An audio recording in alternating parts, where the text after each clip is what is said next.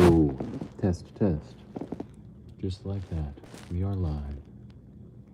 Wow.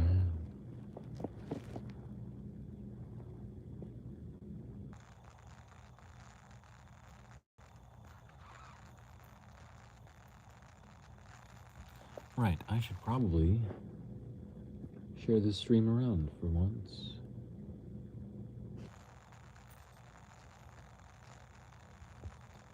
Let me do that. Copy.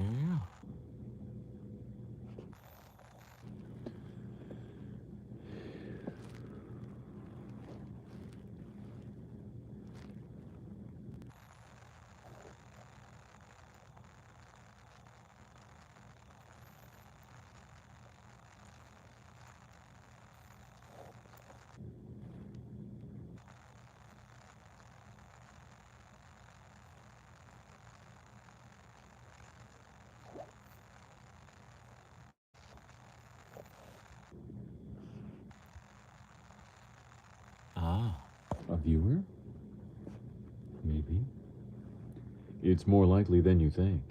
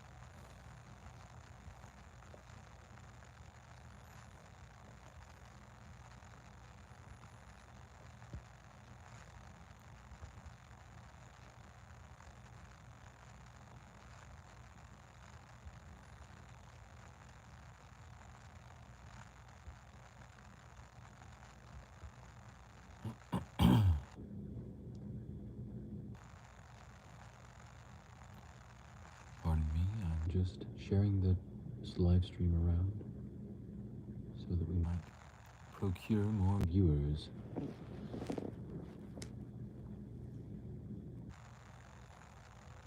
See, am I still logged into? Nope, I have to re-log into my ASMR Discord real quick. Oops. Okay. There we go.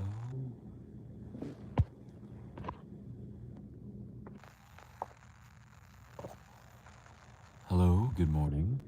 Hey, Sakshi. Thank you for tuning in. How have you been? Good morning to you. Good midnight to me.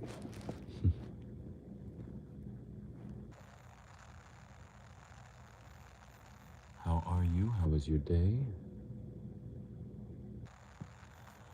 How have you been?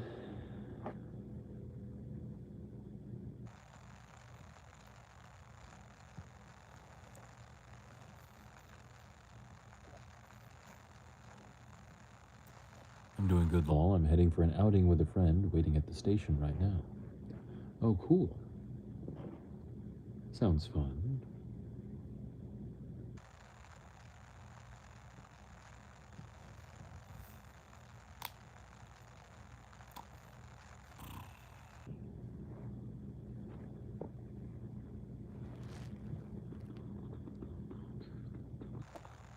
How was your day? Oh, it was okay. What did I do? I slept 6 hours or so, almost. I worked 9 hours or so, almost. Went to the gym for 2 hours, exactly. And came home and showered. And here we are. I am thoroughly worn out.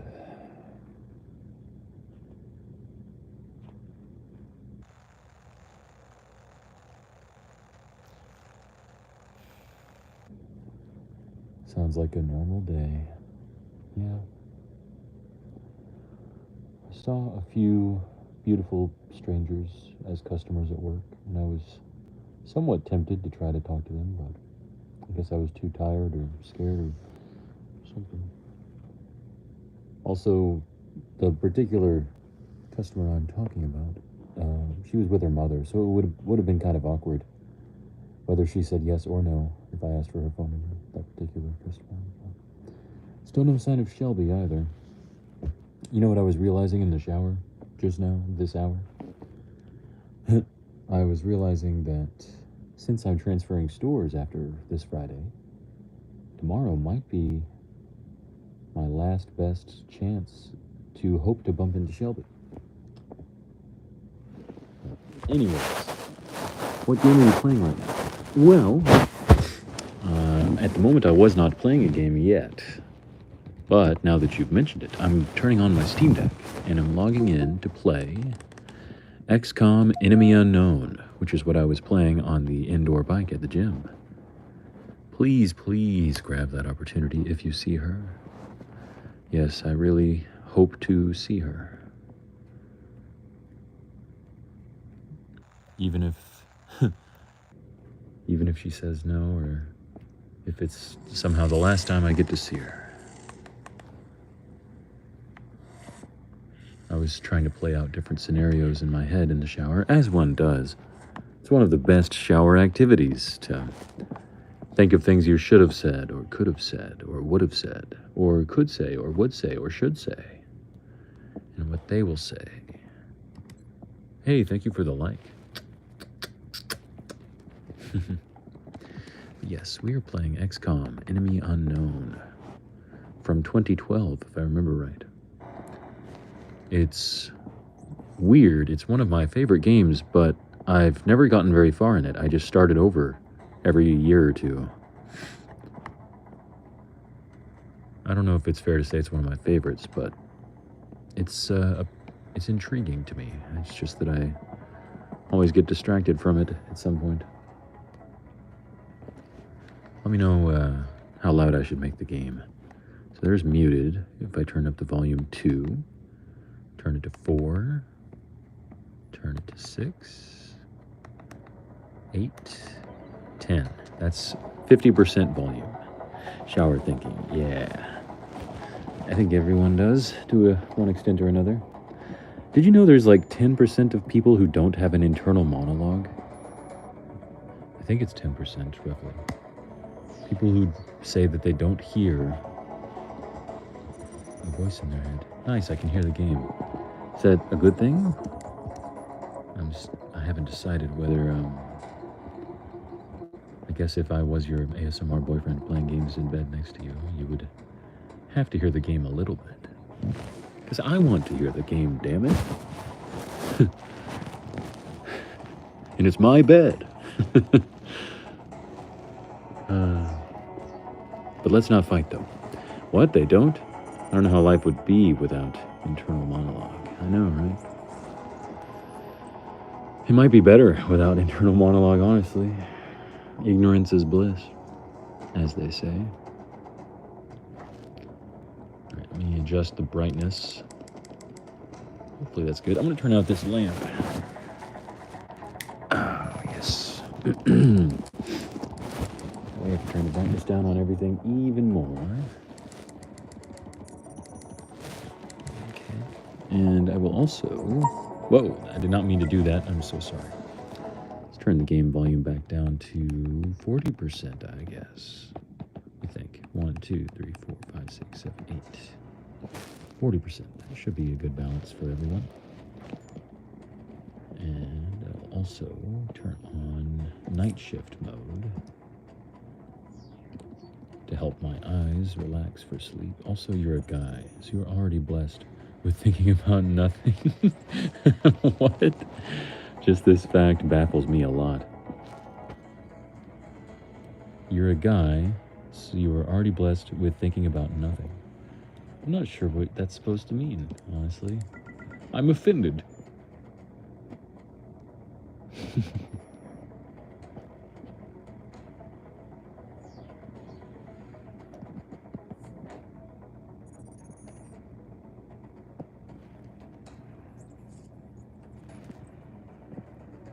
Maybe partly what you mean is how I mean, you guys can turn off thinking and get lost in the void of just nothing.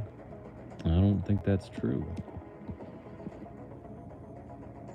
But I was going to say, you reminded me of the notion that male aggression and violence and antisocial activity is usually expressed physically, right? Actual physical violence and combat and, you know, aggression, injury, those sorts of things. Whereas women, being on average 30% weaker and smaller and shorter and whatnot, they have to resort to, what's the word? Innuendo and gossip. That's how women's aggression and antisocial disposition is expressed, is by manipulating social relations and standings of other people. Yeah, you made me think of that. So maybe that's why you think women have a lot more to worry about. It's because they're busy worrying about the most damaging thing they could possibly say to someone. For instance, since they can't, physically injure to the extent that men can, right? Or physically defend themselves, or what have you. They have to be better with emotions and words for this reason, and also to protect their young. That's pretty important. That explains a lot of women's evolutionary advantages, is how it helps them protect their offspring. Protect and serve, so to speak. We haven't really started playing the game, we've just been listening to it, and listening to me, which is not so bad, I suppose. Emotional wounds are bad. Physical pain goes away. Most of the time.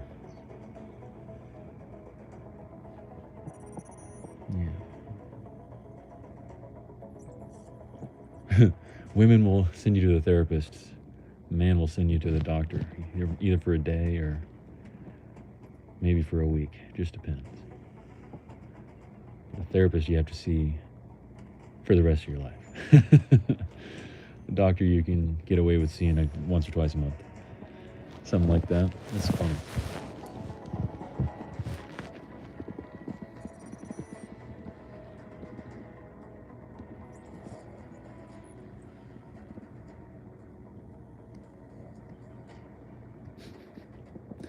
Some old lady customer I had, she was like, how old are you, 28?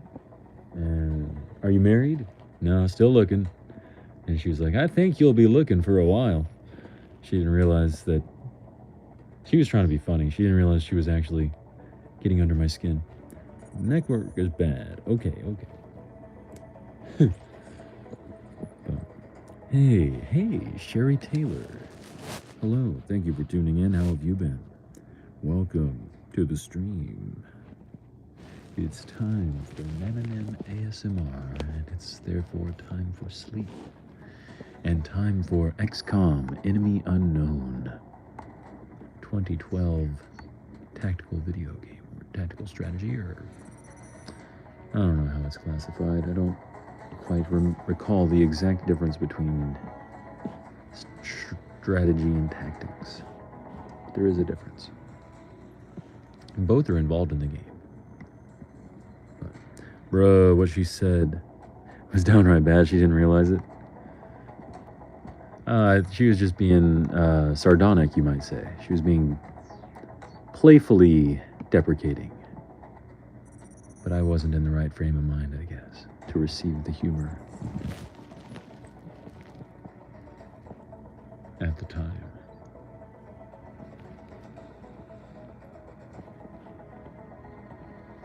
Good, was in another stream, but it ended, so I was messing with my piano app before coming here. Ooh, nice. I used to practice piano pretty regularly. Not so much lately, though. Hey, Sherry. Alright, so we have researched sectoid autopsy, I think. Yes, okay. what else? We must build or buy an item. Ooh, we can build an arc thrower. Okay, let's do that. Immediate, 35 units, or what would we say? $35. Let's just call those dollars.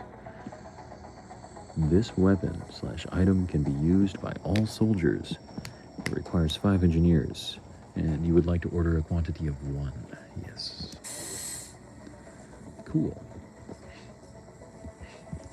Alright, now we have an arc thrower. That means we can capture aliens for research purposes.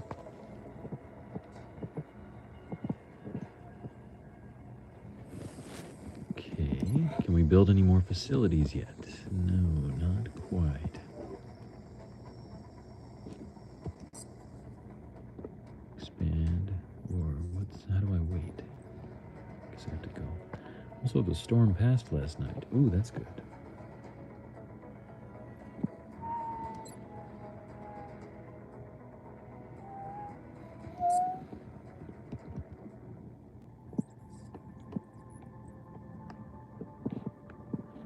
Thought there was a way to rotate this globe, but it is not letting me.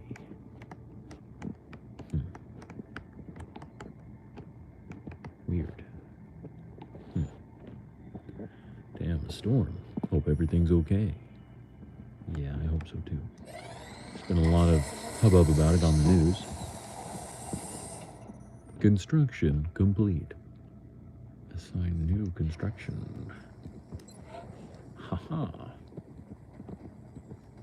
Now we can excavate a bit more. What should we build? What kind of facilities do we most require? And let's excavate that direction. I reckon. The hurricane. The laboratory. Power generator. We are low on power. Should probably build some of those. Is it a normal occurrence? Like once a year, right? Depending on where you live. I guess if you live in an area that is susceptible to hurricanes, you usually see 1 a year on average, I would say. Often around the same time of year. Hurricane Katrina in 2004, I think it was, or 2005, that occurred around this time of year as well. When we do, we mainly get the rain.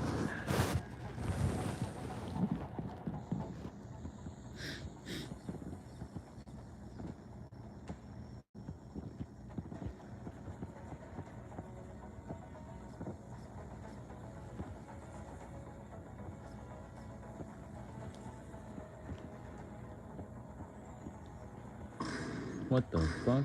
Oh. I was looking at Instagram and the audio was on. Huh. Whoopsie.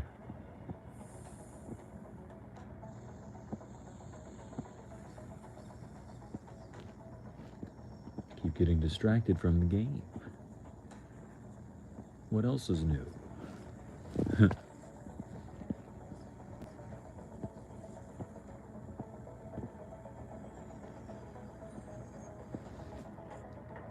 Ooh. Yeah.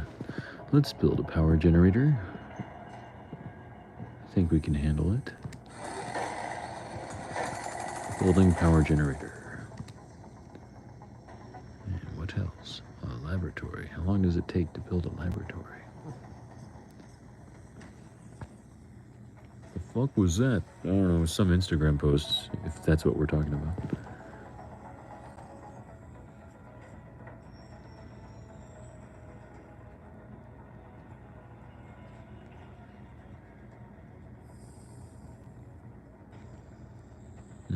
I'm listening.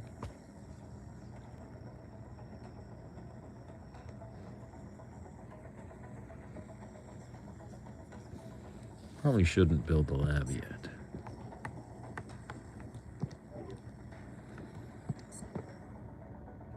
Alright, mission control, let's go. Haha! We have successfully built an alien containment cell. The stream sounds exactly like when my boyfriend is playing. Does it really? Well, in that case, it's perfect. Assign new construction. What kind of games does your boyfriend play? Unless that was some kind of joke that went over my head.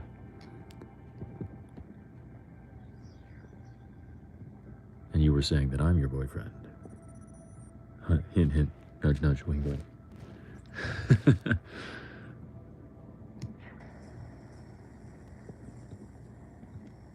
What did I just miss? I missed something.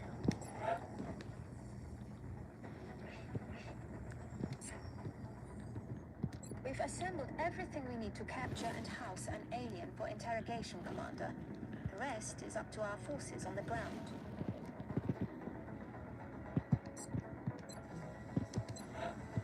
Oh, I see. So that's excavating currently.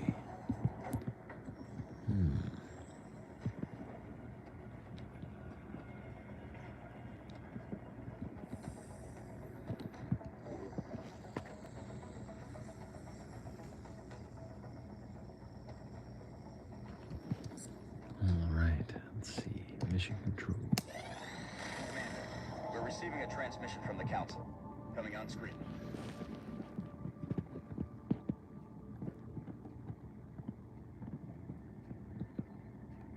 Oh, they changed that, I guess.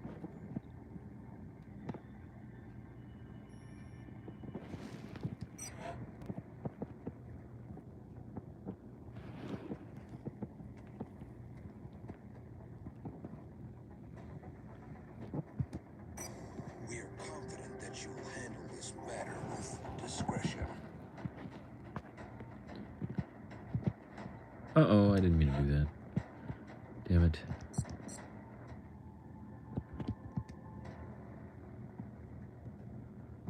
Excellent. There we go. Okay, they fixed my mistake. God, I've got a sneeze coming again. Who should I give the arc thrower to? We are in a long-distance relationship for over 2 years now. He plays mostly racing games, RPGs, and most of the time we play together. Currently, he's playing Shadow of the Tomb Raider, I guess is what you were going to say. Very nice. Is Shadow the second one or the third one in the new trilogy? Rise of the Tomb Raider is the middle one. Shadow is probably the third one.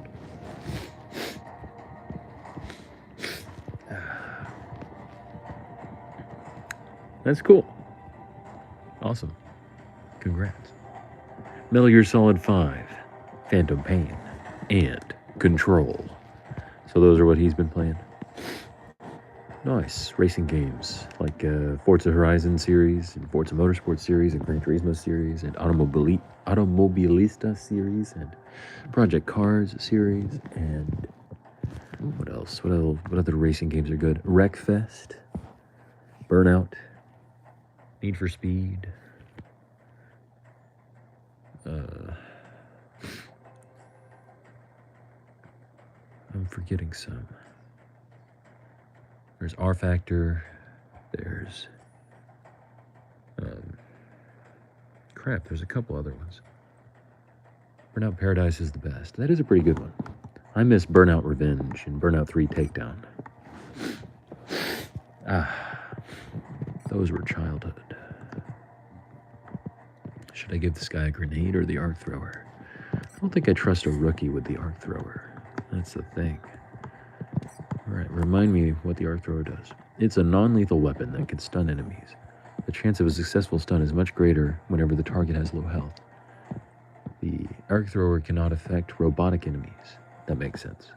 Advanced versions of the arc thrower have a better chance to stun, can heal friendlies, and also take control of certain enemies. F1, right, the F1 games. Forza Horizon, perhaps.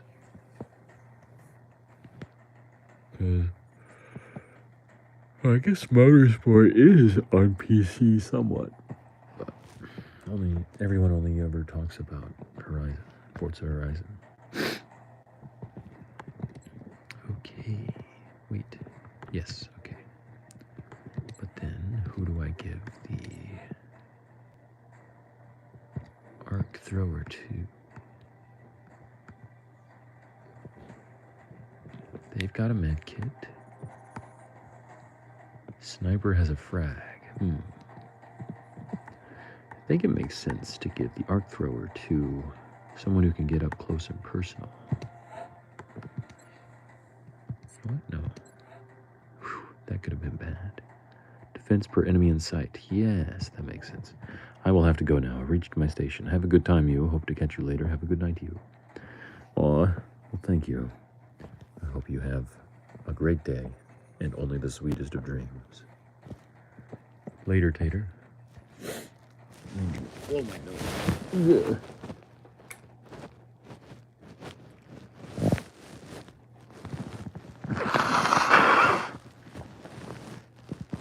I'm sorry if that was really loud. I forgot. I wasn't thinking.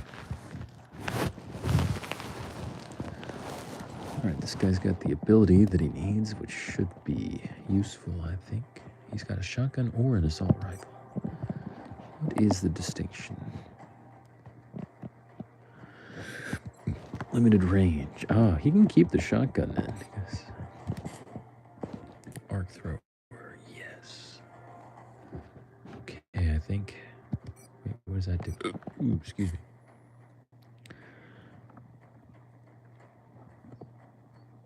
He's got running gun. Okay, that's handy. I think he should have the arc thrower. Because he is considered an assault class. Alright, we are ready.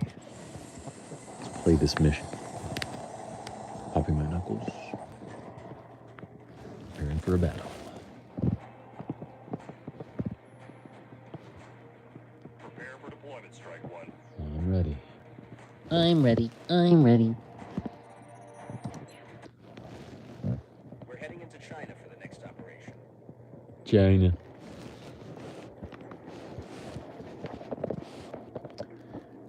It says Operation Frozen Moon. Council mission, Beijing, China. Mission brief. If the contact's device is genuine, as we suspect it is, it will be of high value. Stay sharp, as the aliens may make an effort to recover it. Mission objectives. Escort the VIP and their alien artifact to the extraction point. Eliminate any resistance. The VIP must survive. A unit performing a dash move has a defensive bonus against enemy reaction fire.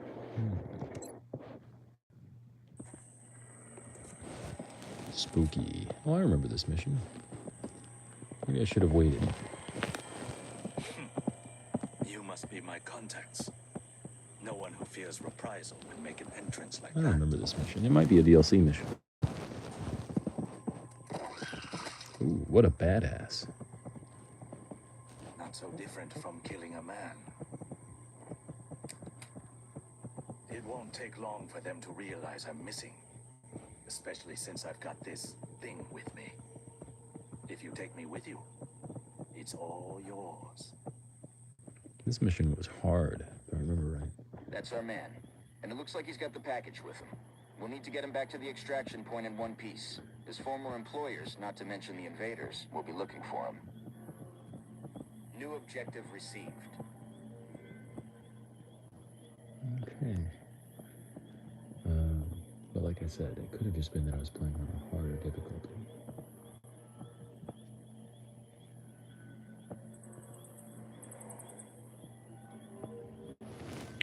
What game are you playing? We are playing XCOM Enemy Unknown from 2012, I believe. All right, we gotta play this mission very carefully. We have 5 squaddies. Okay. Oh, 6 if you count the VIP. That's the VIP then. Okay.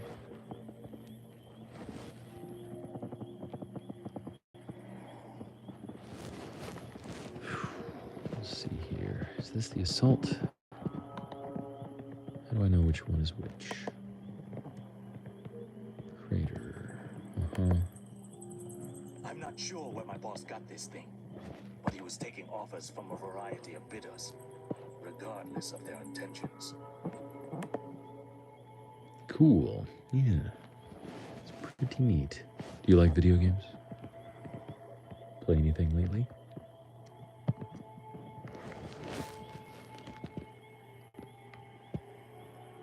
I think I'll put this guy there. And this guy can go there. That's affirmative. This guy can go. It's our VIP, isn't it?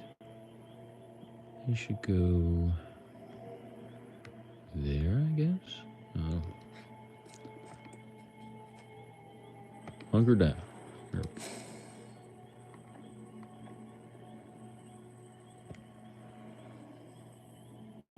Okay.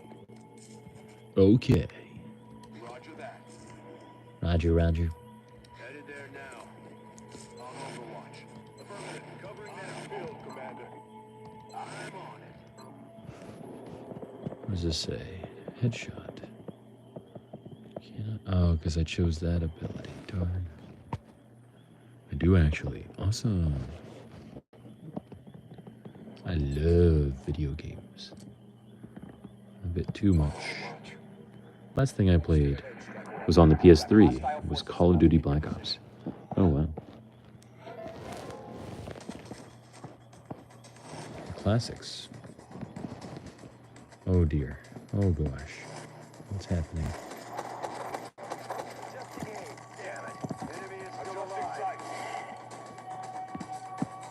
Ooh, okay. Well, this is not great. VIP is right there. Oh, he's on Overwatch, too.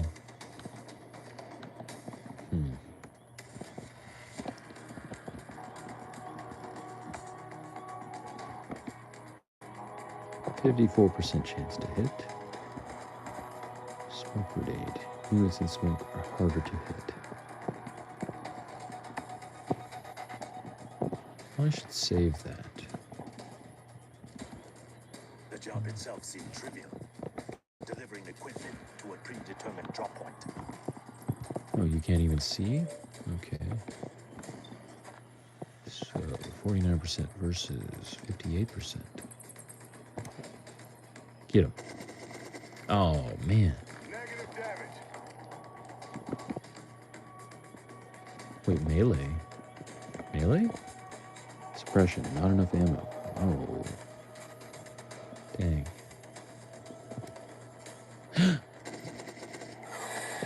Yeah. I'm all out.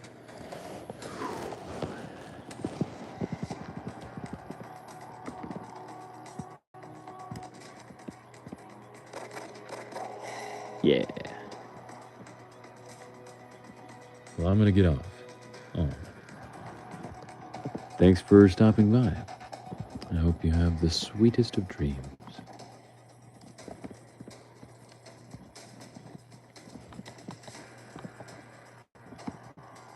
%49 versus 58% or 50 something. Boom, headshot. Out of the game.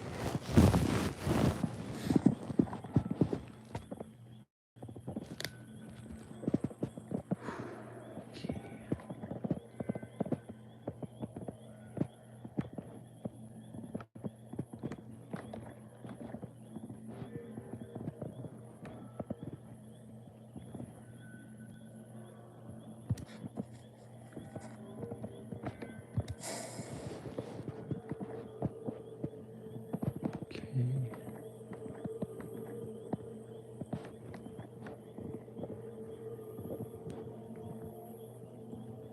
That's affirmative.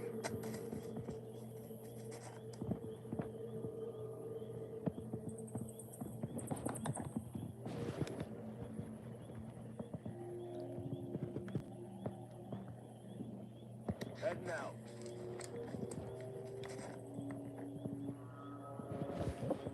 I'm on it. Right. Got my eyes on.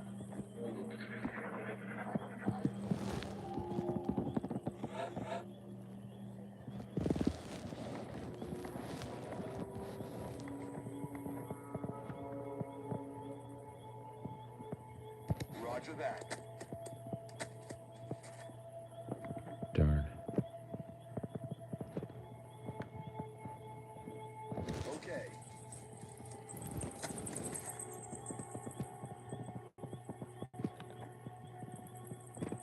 Once I saw this device, I began to fear the implications of our involvement.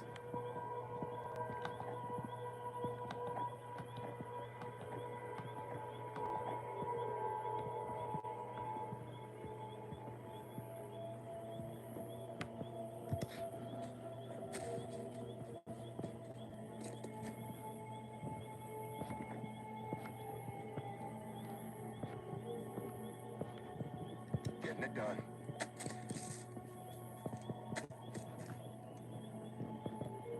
Affirmative.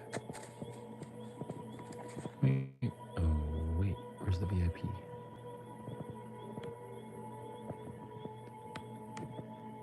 Moving out. Oh, that's him there. Okay, I guess.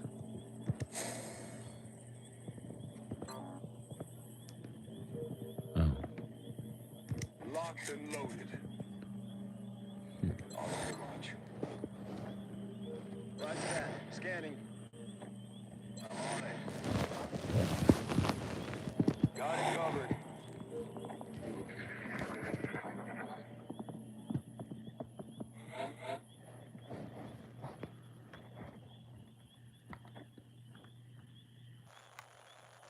Roger that. Enemy spotted.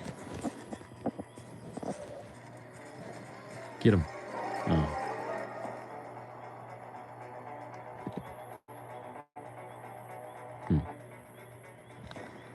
Can't snipe in the same turn.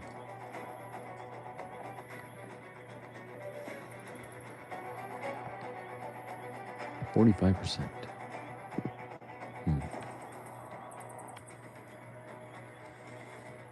So what if I got a little closer? Okay. 55%. 2 damage. It's not bad.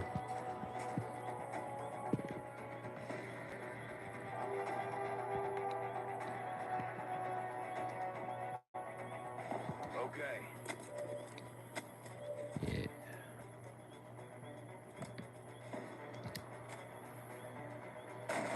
Damn it. Damn it. Enemy is still alive.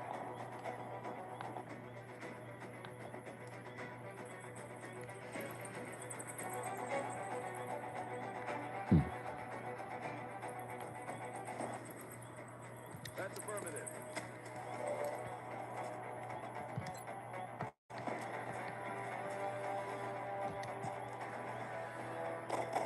Yeah.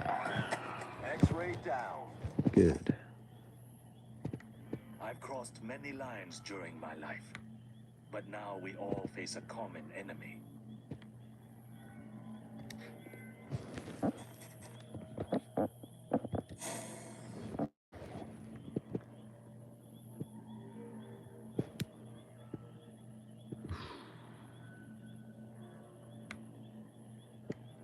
Good to go. I'm on it. I see you, Commander. Got intermittent contact. It's something different from the others. Oh, God.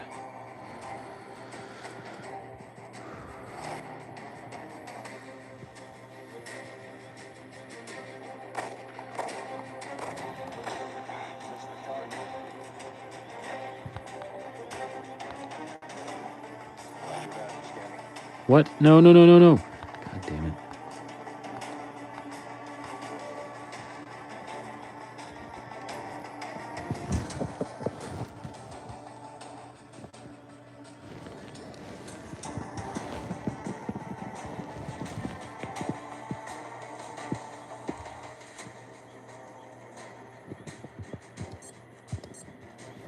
Not what I meant to do.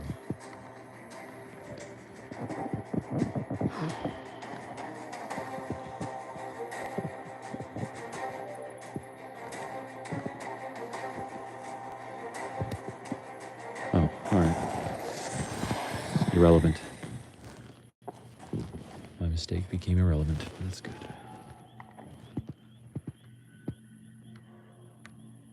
Aye, aye, Commander. This negates any hope we had of establishing a clear pattern of behavior among the alien species. This specimen is nothing like the others. Seems like they've got one of everything.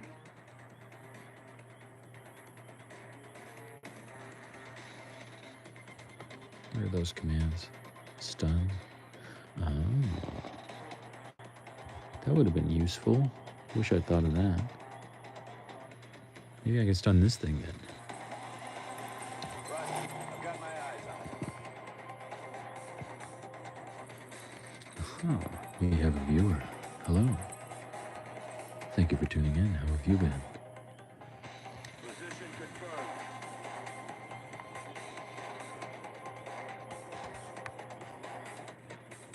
Affirmative.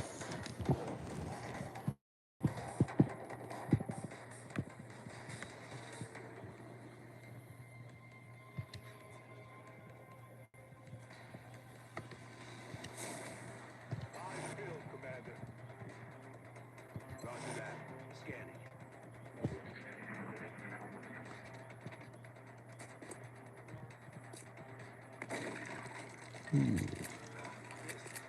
Should have given him a different weapon.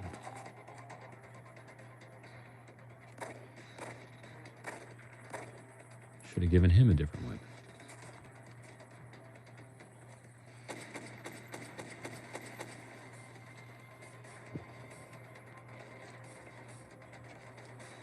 Oh, is that gonna kill it?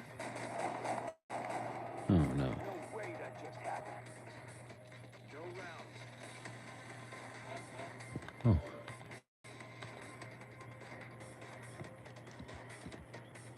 No targets within range. So you have to get right next to it? I'm on the move.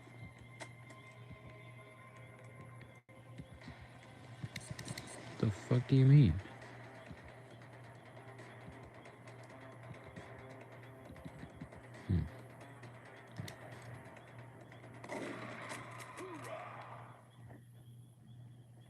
Weird. Solid copy.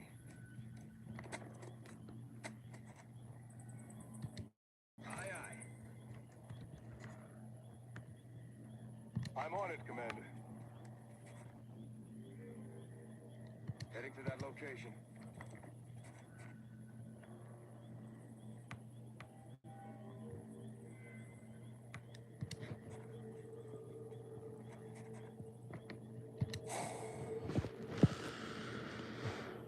Eyes peeled, Commander.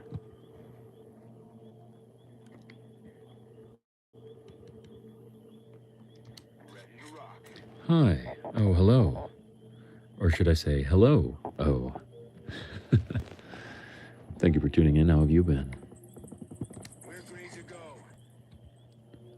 Got it covered. Wait, why is there combat music again? Why do I hear boss music? Oh, thank you for the like. Much appreciated. Don't remember that like being there before.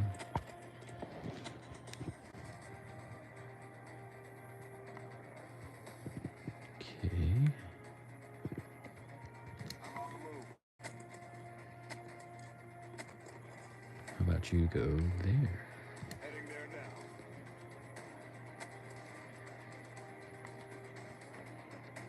You can go right there. Or for that matter, you could have gone there instead, but too late now. Is this a VIP? Nope, this is our sniper.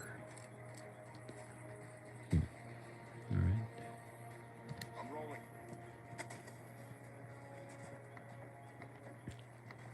Oh, that's the VIP. My bad. On Overwatch. Ooh, 3 likes. Thank you.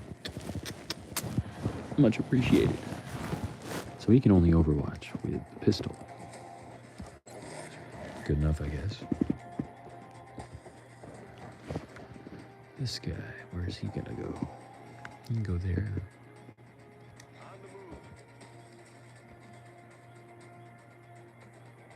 needs to reload. Hey, it's Kanade. So good to see you again. Thank you for tuning in. How have you been? Caught your stream right before going to sleep. Ah, well, if that's not perfect timing, I don't know what is. Receiving reports of heavy X-ray activity in that area. Enemy forces are likely closing on your location. Let me know if the game is too loud or too quiet, or if I am too loud or too quiet. Ooh, my Overwatch has worked, I guess. The hell? Okay. Game was bugging out for a sec. Alright. What you got? 54%. Who's the guy with the stun gun?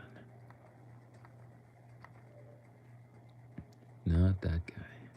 That guy. No targets within range.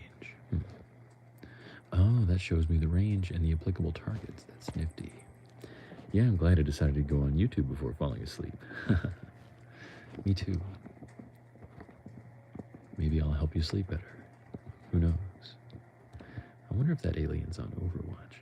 I am pretty sleepy though, so I may fall asleep. Oh, that's perfectly okay. That's the whole point of ASMR streams and ASMR videos, isn't it? To help people fall asleep and rest easier, harder, deeper, longer, better, etc. Well, I really want to try out the stun gun thing. So, can I move him into range? Maybe not. Damn.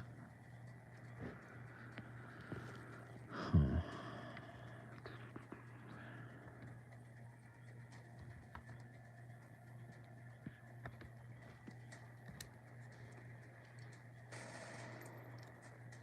Of course I missed. There's a vehicle in the way.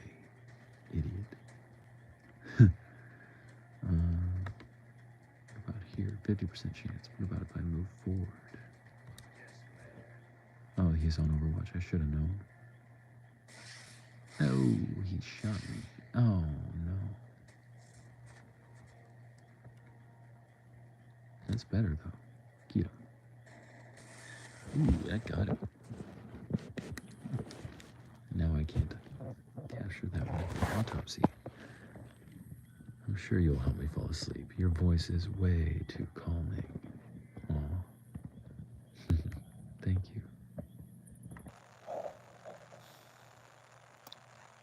Okay, let's see.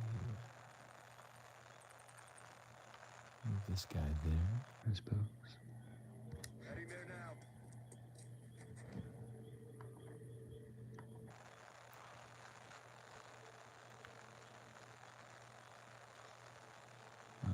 Oh, okay. Thought he was going to move through the poison for a sec. Don't do that. It's poison. What was that? Oh, it's just a lantern. Okay. Phew. Don't go through the... Oh, you idiot. You walked through the poison. Why? They should know better than to do that. Well, at least he didn't do it.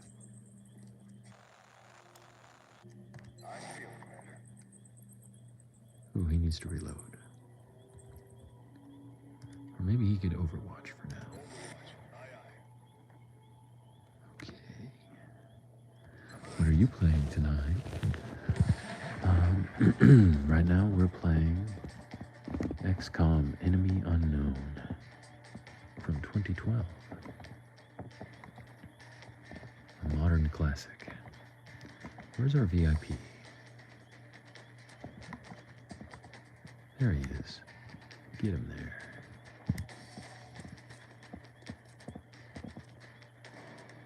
Is that the end of the mission? I think it is. I am alive. But the life I had is gone now.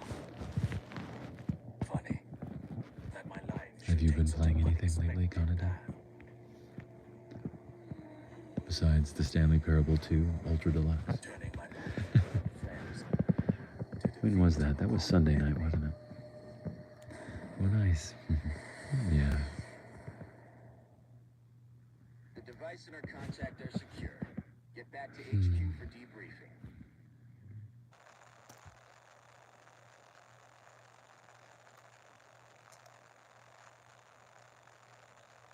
Maybe I should be streaming this from my computer so everybody can see what's happening, but I don't think my save files will transfer from my Steam Deck because this game is running in Linux. I've been playing a lot of Left 4 Dead 2.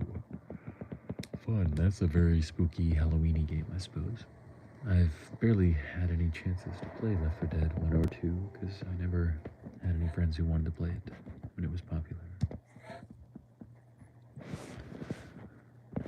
100% damage against robotic enemies. Or... Ooh, rapid reaction. I like the sound of that. Confers a second reaction shot if on Overwatch, and the first reaction shot is a hit. That sounds pretty handy. Or 100% damage against robotic enemies. Just like double damage. I think I should try that one, actually. 2 bonus damage with pistols. Ooh, that would be very, very helpful. Or 10 aim and 10 defense. Ooh.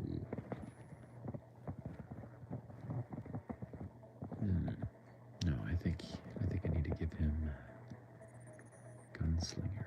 Bonus damage with pistols. Yes, because I didn't give him the other thing.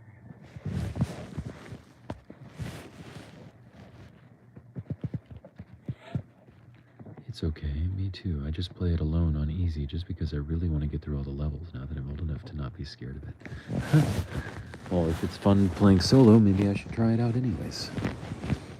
Or maybe we could play it together. I don't know. That would be fun, probably. Let's see here. Lightning reflexes forces the first reaction shot against this unit to miss. Or confers 30% critical chance against adjacent targets. He's the guy with the shotgun. Bonus declines with distance from target. Oh, that actually sounds pretty handy because he's got a shotgun anyways.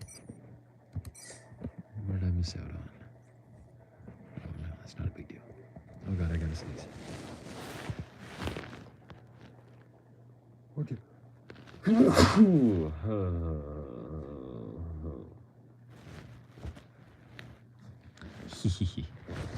Yeah. Of course it would, of course. How could it not be? Excuse me.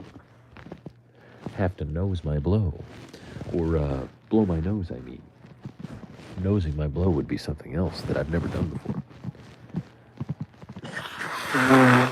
I'm sorry, that's loud. Thank you, thank you.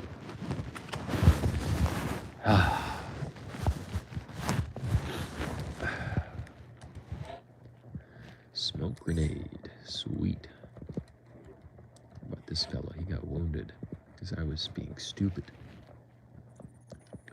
Support can move 3 extra tiles, or covering fire. Ooh, interesting. Let's do covering fire, because I think I've tried Sprinter.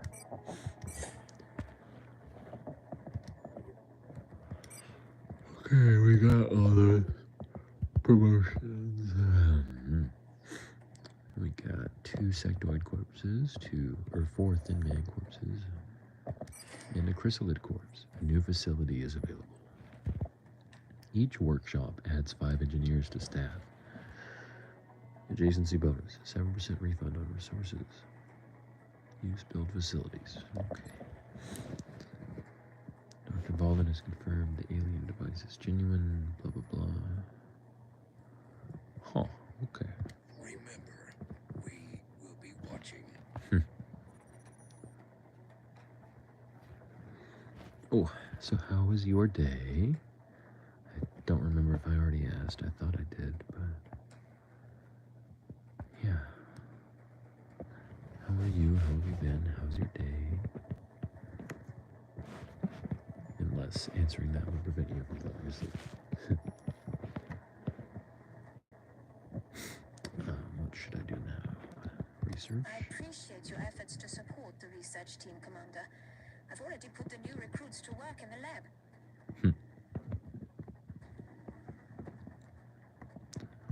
The new engineers arrived this morning, Commander. We're always glad to have more help down here. Any new items I can buy? No. Facilities? Any new facilities I could prepare? Could excavate that, I suppose. 5 days. That's alright then. Okay, what about this? It was good, just worked a little bit and then chilled out for a while. Cool. Like worked on a new ASMR video, you mean? A new script, perhaps?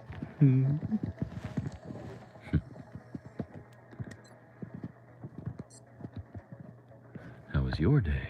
Oh, it was okay. I slept about 6 hours, I think. And after I slept about 6 hours, after last night's stream on here, I went to work for almost 9 hours.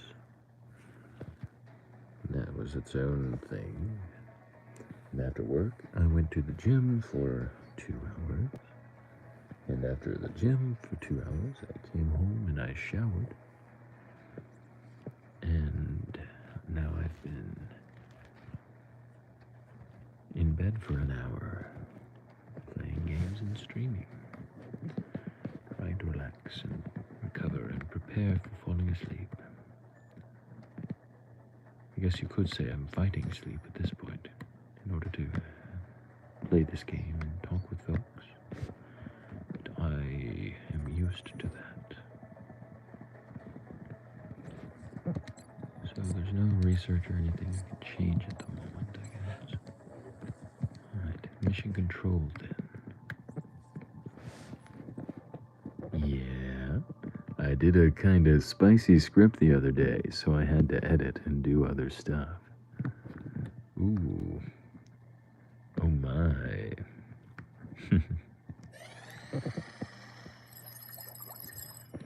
Well, I suppose I'm excited to hear that then.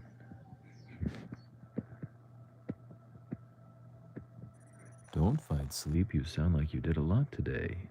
You should rest.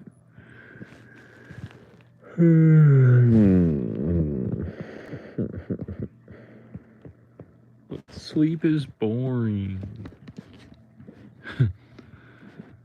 I don't want to go to bed. I mean, I'm in bed, but you know what I mean. New research. Uplink targeting. What?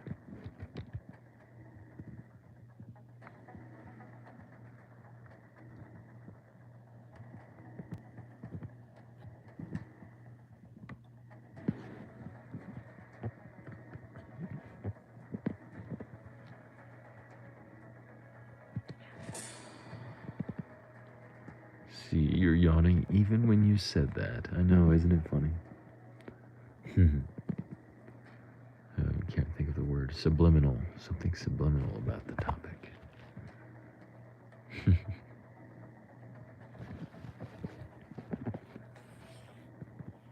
New item available. Uplink targeting. Activate this module during interception to provide immediate temporary boost to our unit's accuracy. The module will burn out after one use. Its technology is based on sectoid implants. It allows us to send a data pulse through our satellite network. Use built by item in engineering to manufacture. Okay, now we could do a chrysalid autopsy. Ooh.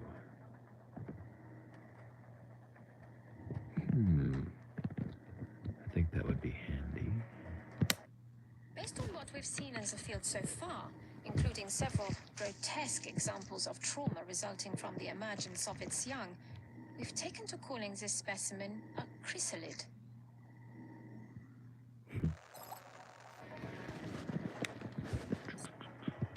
Okay.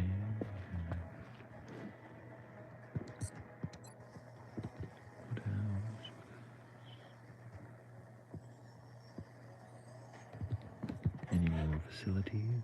Not right now. Well, wait a second. I might be able to build something there. A workshop or a lab. Hmm.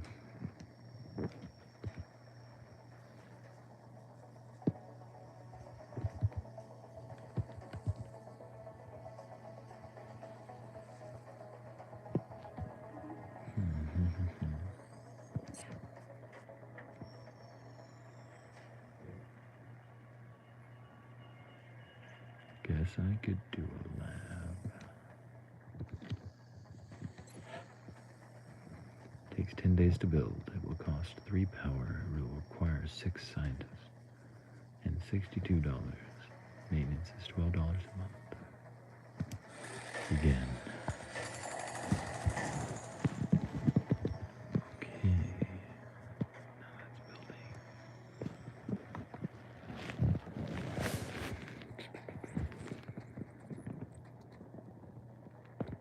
What's next?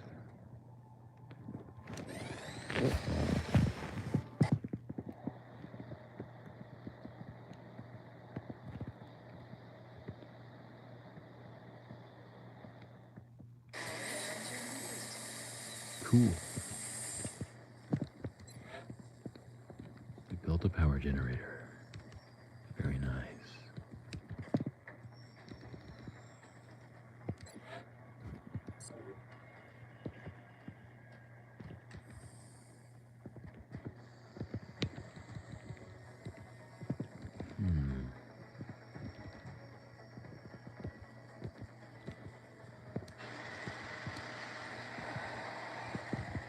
Now we could build a workshop there. Or a satellite uplink. Not enough engineers.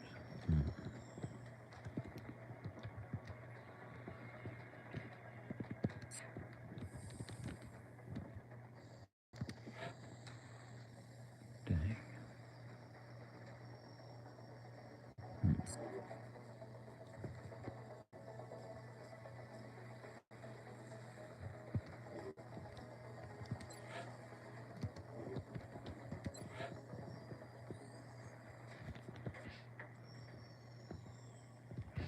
Oh, we have 7 engineers, I see that. Wait a second. Oh. Yeah, okay. Build some of those. Or at least one.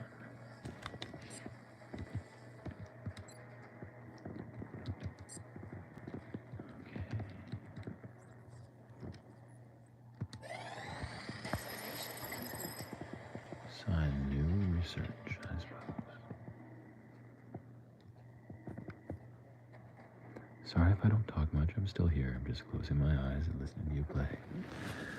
Oh, that's okay. I figured that's probably what you were doing.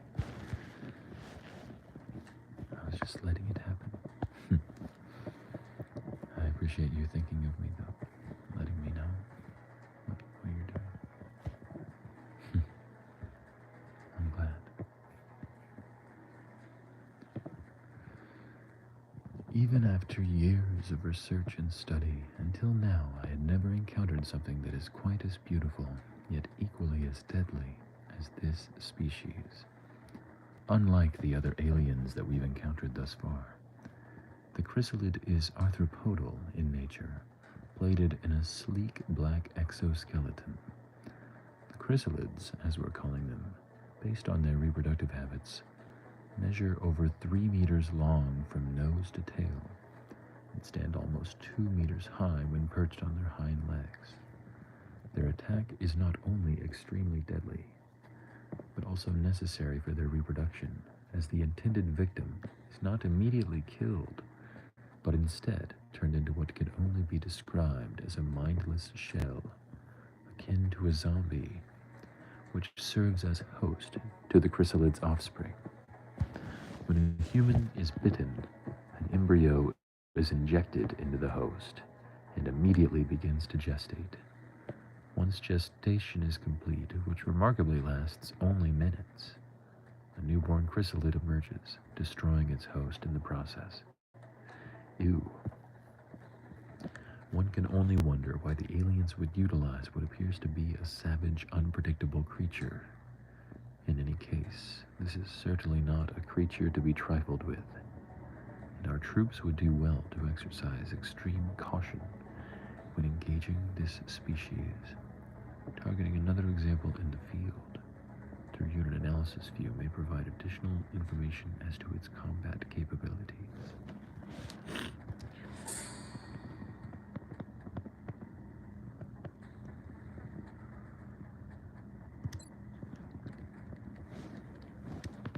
The Talk One has, up until this point, been unofficially referred to as the Thin Man. Initial testing has revealed a concerted effort by the aliens to modify this specimen's genetic structure in such a way as to make it appear human. However, on closer inspection, we seem to have had some trouble concealing the eyes, which appear to be reptilian in nature.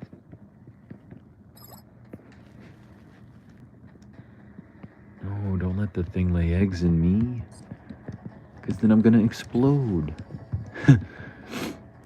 Yeah, that is kind of gross and graphic sounding, huh?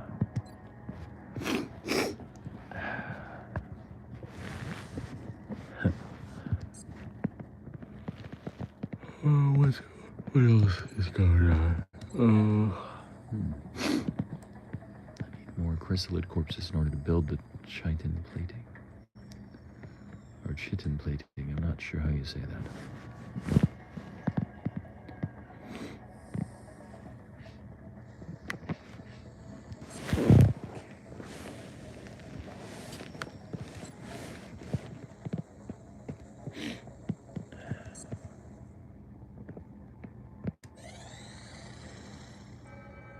Ooh, view abduction sites.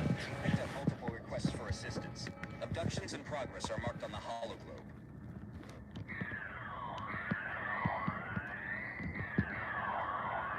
New recruit. Sounds nice. A new sniper. Promote? This unit is awaiting promotion. Oh, cool. So now we can fire a rocket. What else? Do we have another heavy already? We do. So we got 2 heavies on this team. Right. And what about the first heavy? What abilities do they have?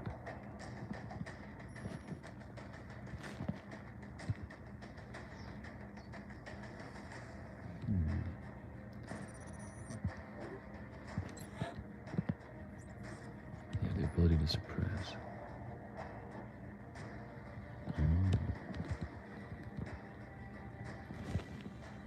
Maybe I should build this other heavy the other way.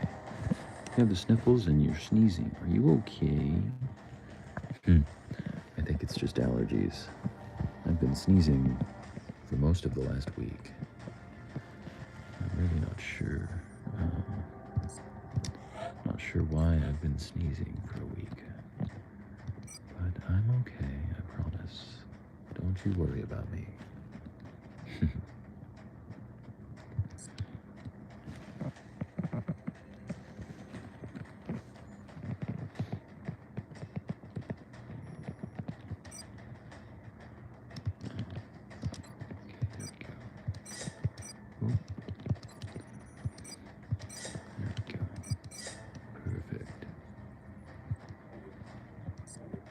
Two heavies. Where's the arc thrower? Okay, Assault has the arc thrower. But he didn't really get to use it last time. Maybe this time he will.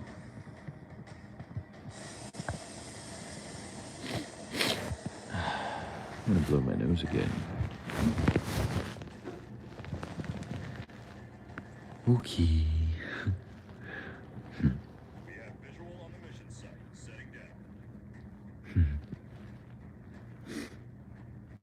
Turn away so it's not so loud. I'm not sure if that helped.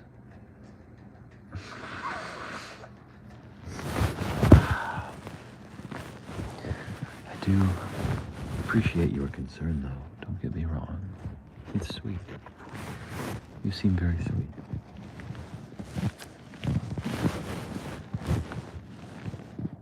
You'll be heading into Japan for the next mission. Ooh, Japan. I think I'm turning Japanese. I think I'm turning Japanese. I really think so. Major metropolitan area. You should get down there and eliminate any hostiles. Operation Black Shield. Alien abductions. Fukuoka, Japan. Fukuoka. Fukuoka. I think. Mission brief. Alien abduction in progress. Site is clear of civilians and multiple hostile elements are present. Collateral damage is not a concern. Sweep the abduction site. Identify threats. Neutralize hostile targets.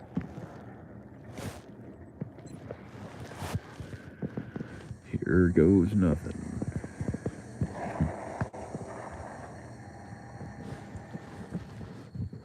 Strike one, this is Central. You are free to engage all hostile contacts in the AO. Don't take any chances.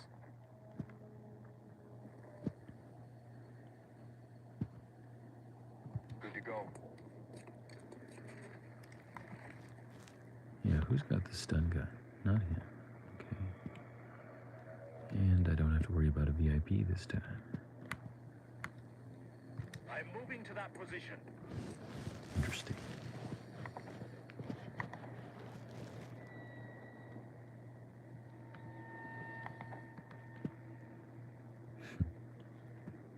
I'm on it, Commander. I've got a visual. We do have a visual. Oh my.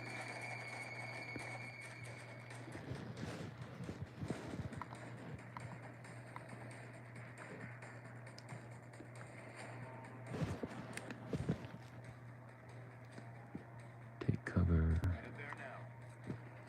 Take cover. Moving out. Oh, he's the guy who has the stun gun. He should move forward more. Okay. Everybody else can go on Overwatch. I have it covered. Got it covered. Oh, yeah, he should take cover. Yeah, let's put him there. Should be good.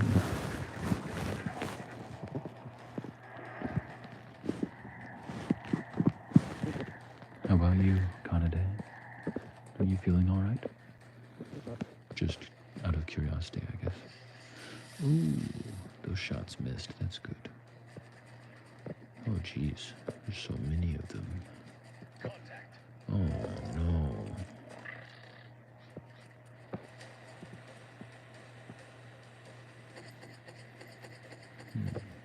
Shot wide.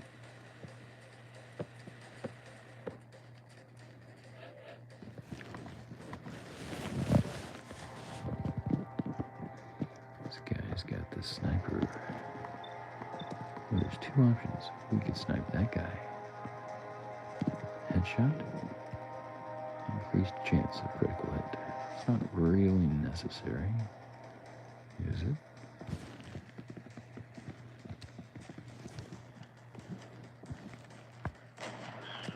Haha. Got him. 8% chance. That's not great. Run and gun? You could do that, right? Yay.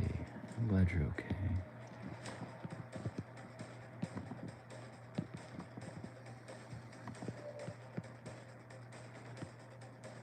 Thanks for asking. You're welcome. Sorry, I didn't think to ask sooner. Guess I'm a little bit caught up in this game. What if he fires with his pistol? Maybe that'll change his odds to shoot. Yeah, that did help. Good run and gun. What about... It says no using items. It's very specific. Only up to 2 damage. If I climbed on the building, I wonder wonder if they would try to shoot him up there. Or follow him up there. Probably not a wise idea for me to do that. Could rocket this guy. Oh, you could suppress him? Yeah, try that.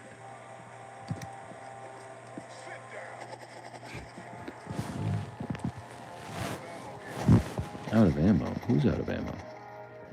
You didn't have to, but I appreciate that you did.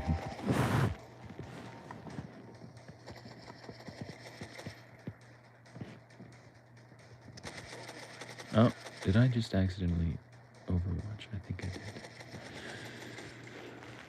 That's alright. It's alright.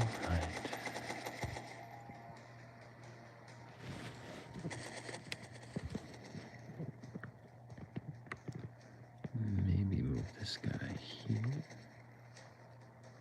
Yeah, okay.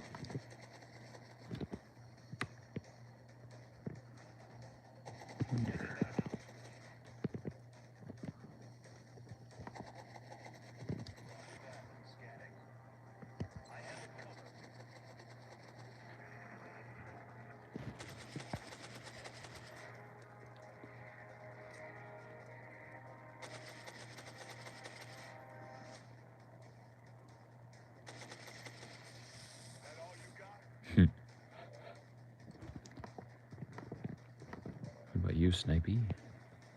Think you can get him?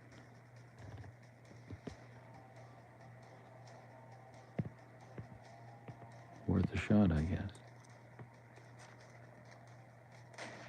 Okay, he missed. Not a surprise. He's got a pistol. He's not afraid to use it. How much health does this guy got? Oh, he's got a lot of health. He could run and gun, I guess.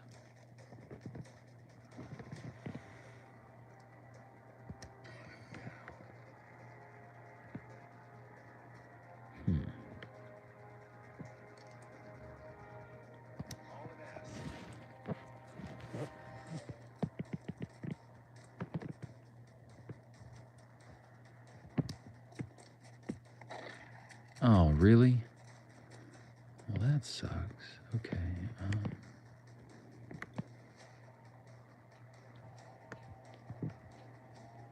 Position confirmed.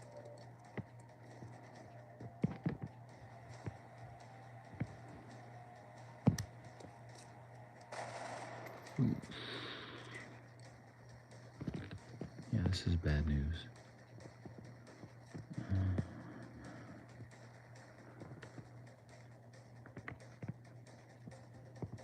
As you wish.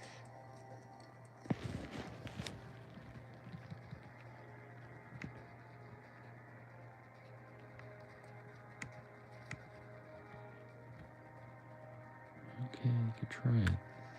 Don't know how well it's gonna go, but... What? Cannot move and fire. Oh, man. Darn.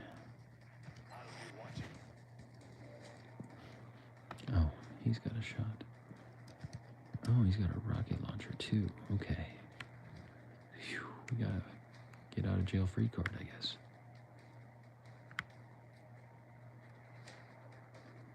Okay. Please, I hope this works.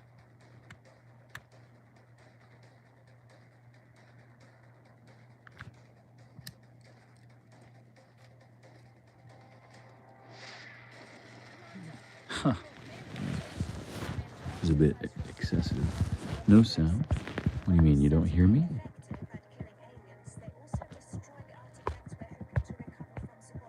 I turned off Bluetooth on my phone. Can you hear me now?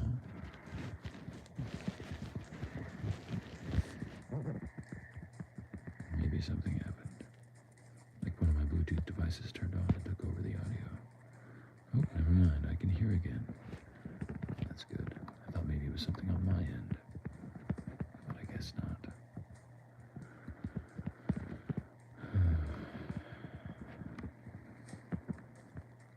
So, wait, that enemy is connected to some other enemy over here? Ooh, this guy has a stun gun, I guess. Okay. let's try this then. Heading to that location. Uh-oh, he's got Overwatch. Oh no. Oh, he took a lot of health off of me. Is there only one enemy here? Yes, okay, good. Means I could try this. Higher chance if the target is at 3 or below.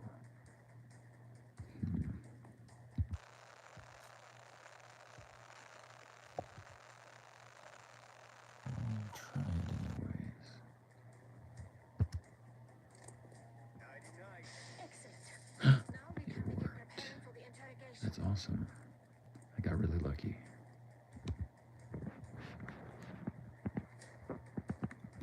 Okay. Don't know what else is going on.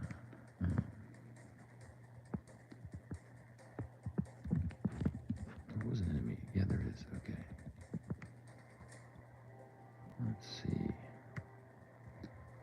Let's just put him there for now.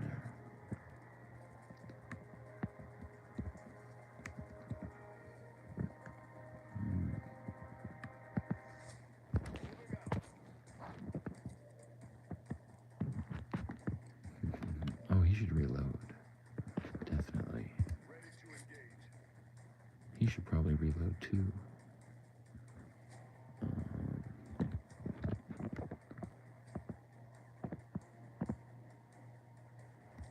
Maybe. If he gets placed there, can he get a clean shot? No, not really.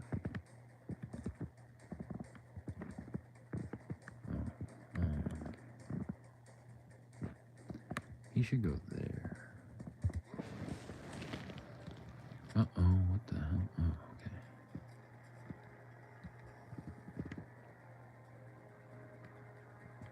Put him there. No, there. Oh, this guy can go up here. I didn't realize that. Maybe it was blocked before or something.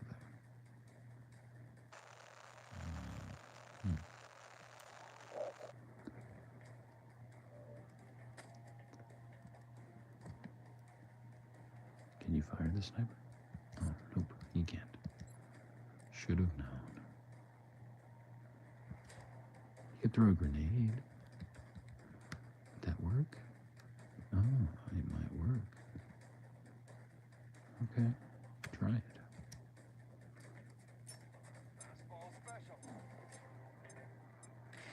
Whoa. Sweet. Mission complete. Fukuoka, Japan, I think is how you say it.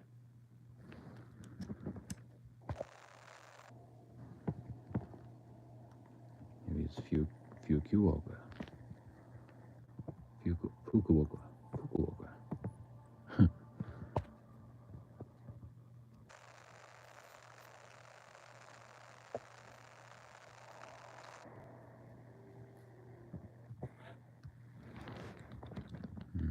Nice. Thank you, thank you. Okay, what should I give this assault guy? He gets either a flush or rapid fire. Flush means he fires a shot, causes enemies to run out of cover.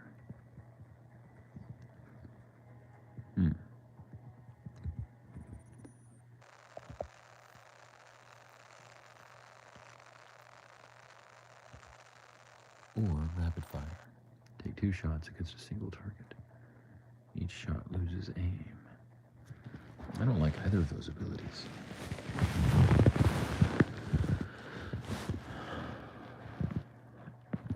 What other abilities does he have?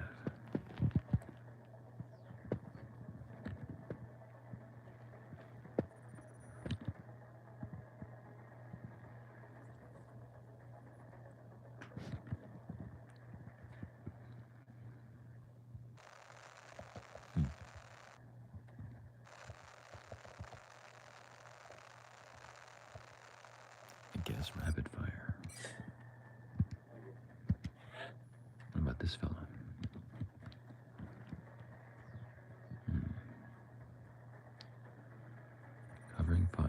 which allows reaction shots to trigger on enemy attacks, not just movement.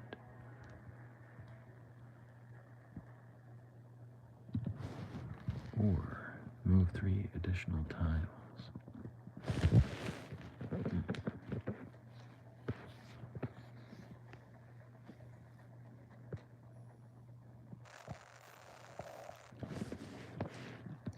I think I need a support who has the ability to move at least 3 additional tiles.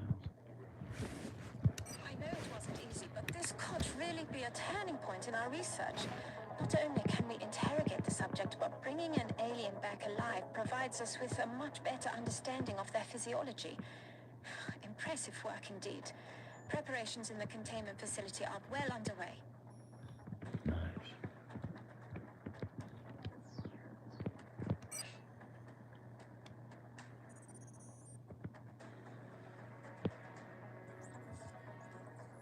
Ooh, they gave us a sniper.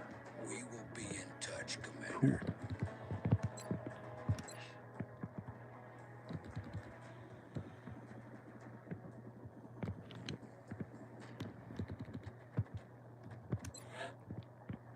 Bringing an alien back to life sounds like a bad idea. It does, doesn't it?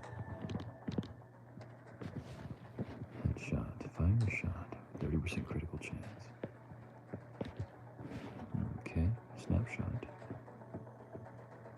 Or what about our other sniper?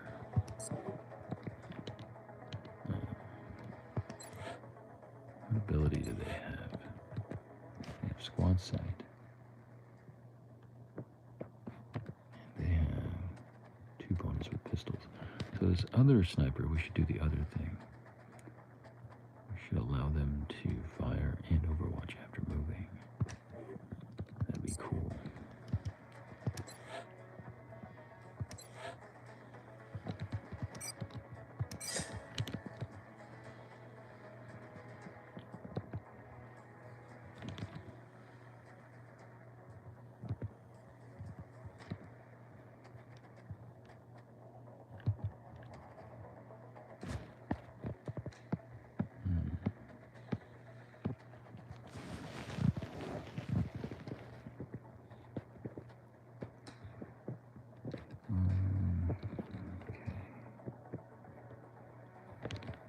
Then they don't need the pistol damage as much, so they can have damn good ground, which confers 10 extra aim and 10 extra defense against enemies at lower elevation, in addition to the usual elevation bonuses.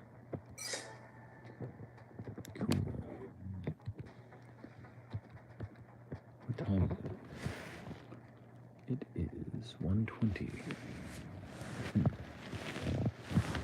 Maybe we could read a story before I go to bed. Because there was another story I was wanting to read soon. My voice seems to be in a decent shape, I guess.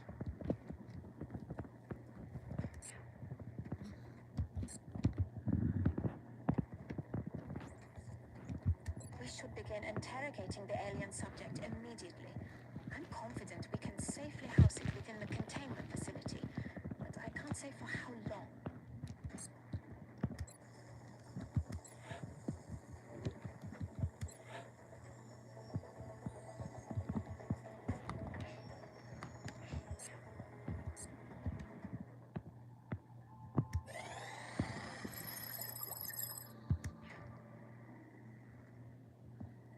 Thin Man autopsy complete. The subject's external appearance is that of a Caucasian male.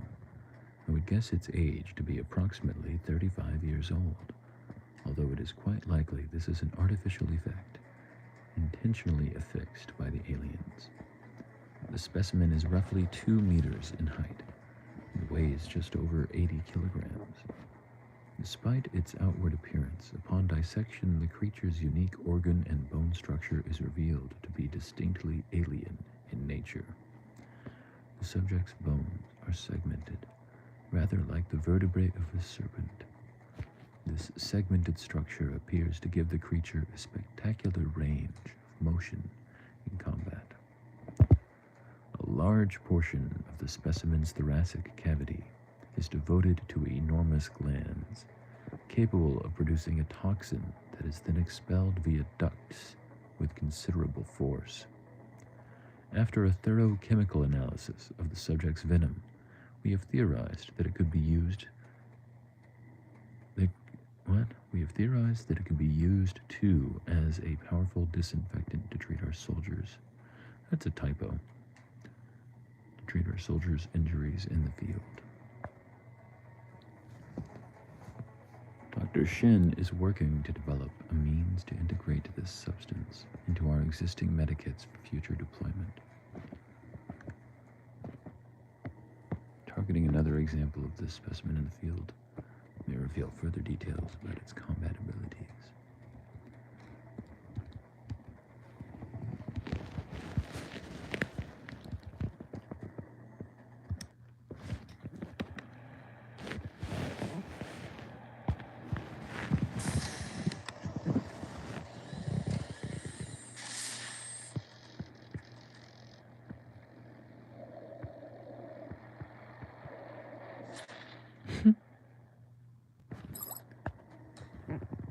It's a cute I've cutscene. always thought of science as a way to improve our everyday lives, to answer the long-standing questions of scientific history. The aliens, though. It's obvious now that they consider science simply a means to an end, using and discarding life as needed to reach their goal. Whatever that may be.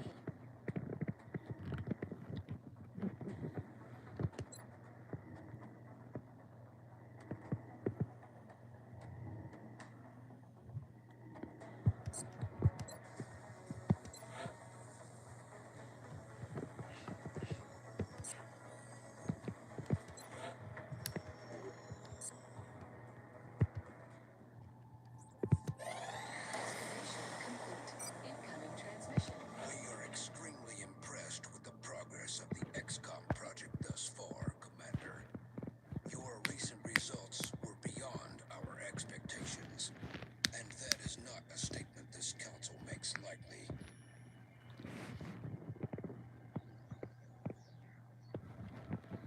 Grade A. Sweet. XCOM Project Monthly Report. March 2015. XCOM activity. Council missions completed. 2. UFOs shot down. 1. Abductions stopped. 2. Satellites launched. 1. Research projects completed. 6. UFOs raided. 1. Huh. Alright. Remember, Carry on. we'll be watching.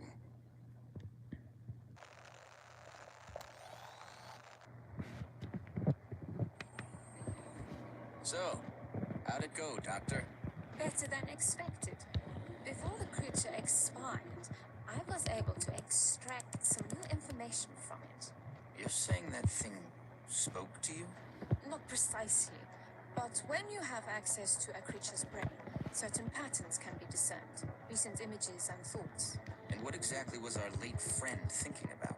This particular image appeared in the creature's thought patterns several times throughout the procedure. We've already met that thing, Doctor. This is hardly the kind of breakthrough we were... And there was a neural link in the creature's mind between this image and this one. That's the thing that pulled a disappearing act when we shot down our first UFO. And let me guess, you want to poke around in its head, too. It is the next piece of the puzzle. And this time, instead of shooting it, I suggest we try to capture it alive.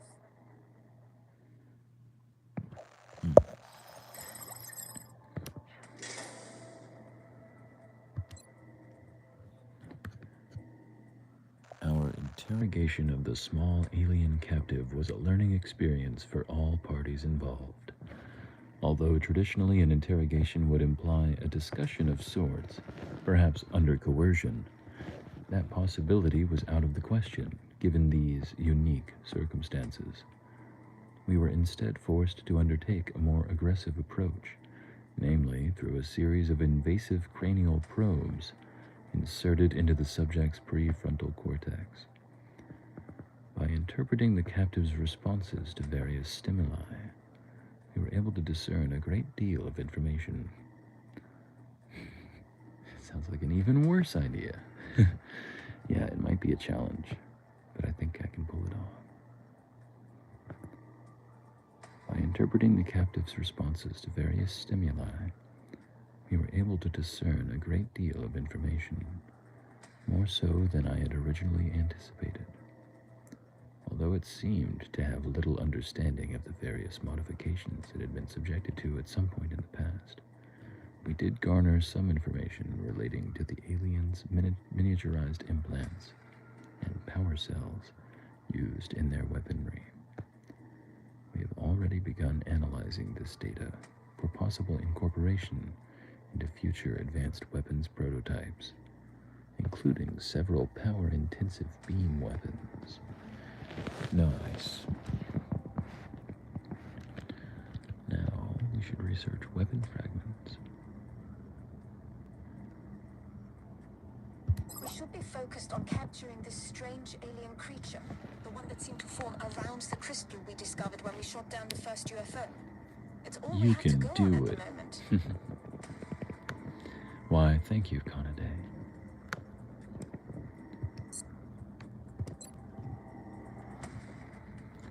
Change, research, review, research, right? Beam weapons.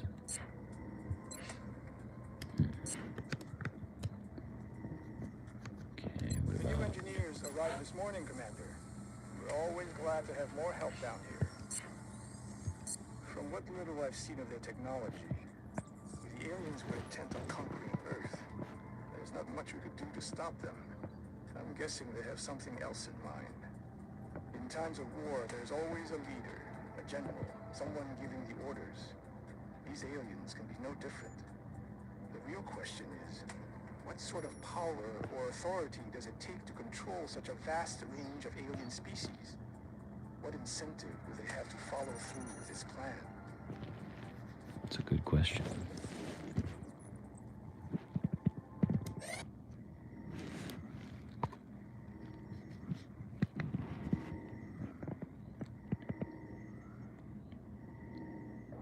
That was kind of loud, sorry.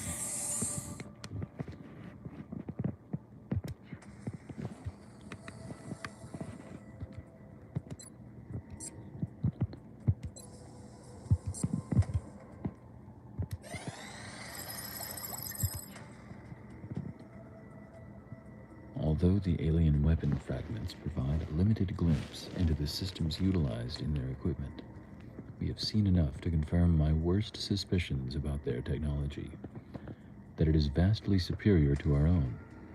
However, I have been encouraged by the rapid developments the research team has made in studying the damaged circuitry and electronics that we recovered.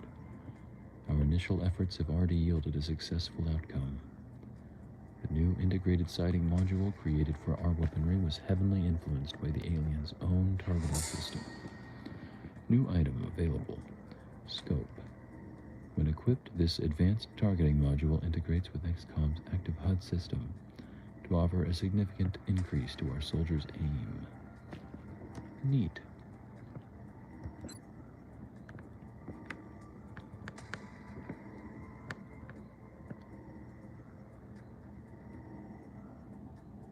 This technology has a number of potential applications. I'm sure the science team is eager to begin. I'll notify you as soon as we have something significant to report.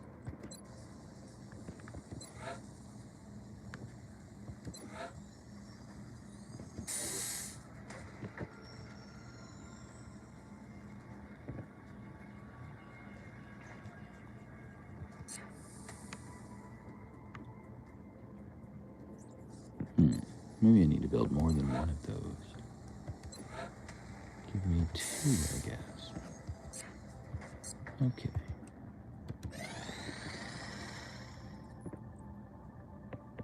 Request from Nigeria. Requesting 2 Thin Man corpses.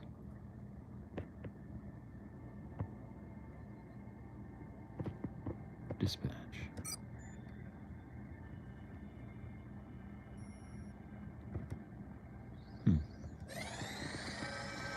Ooh, another mission.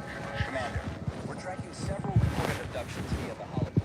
I've got the coordinates locked in.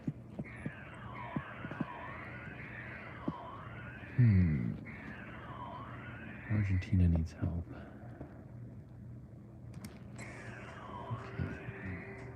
Okay. But it said it would be a very difficult mission. Why does the scientist lady in this remind me of the scientist lady from Wonder Woman? Wasn't that played by, like, Kristen Wiig? Am I remembering that correctly? I haven't seen the Wonder Woman movies yet. But I think... maybe I'm thinking of Ghostbusters. Or maybe it was both.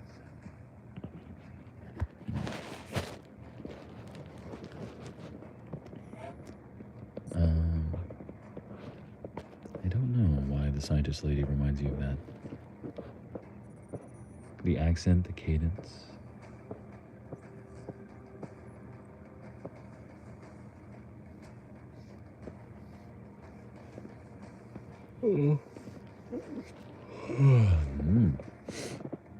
Maybe I should save and quit. Save game. Good, we've got a reliable save from 1:34 a.m.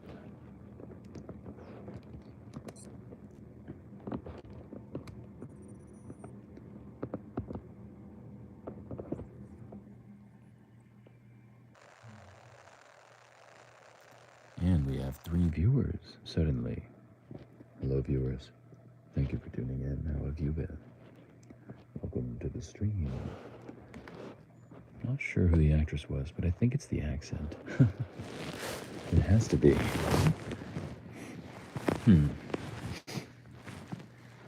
Oh, I'm sore. Should not have been in this position for this many hours. Oh, I must use the restroom. I will make it brief. When I return, perhaps we could read a story.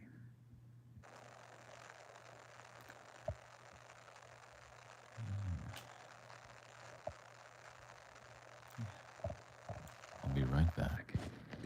After these massages to your eardrums. Don't go anywhere. And then I usually have music to play, which would constitute the massages to the eardrums. Just came back, because I can finally relax. Oh, welcome back. I'm glad you can finally relax. Let's see. Spotify is loading. Because I don't want to leave you hanging without those massages to the eardrums. What else we got here? Ooh, a story. Just in time. Yeah, I'm thinking about it. I'm feeling pretty tired, but I really... Oh, geez, that's loud. I'm feeling pretty tired, but I just want to take advantage of my voice sounding all right. Ooh, Blind Faith by Haywire. That's a nice tune.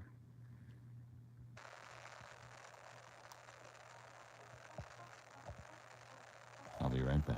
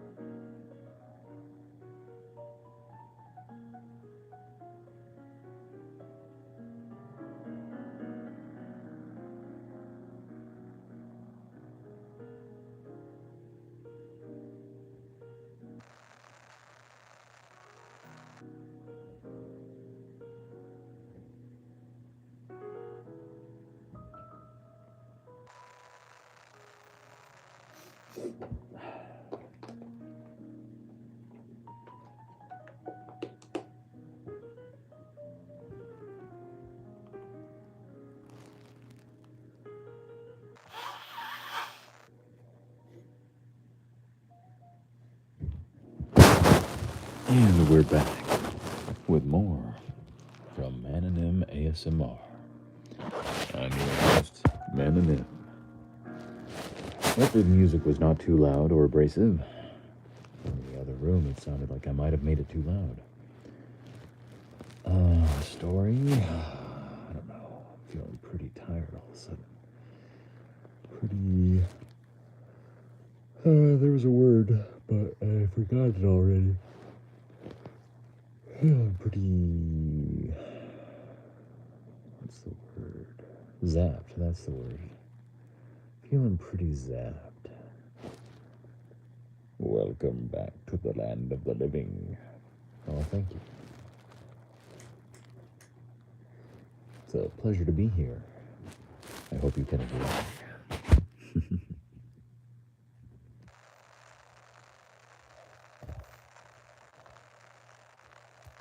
Let's see.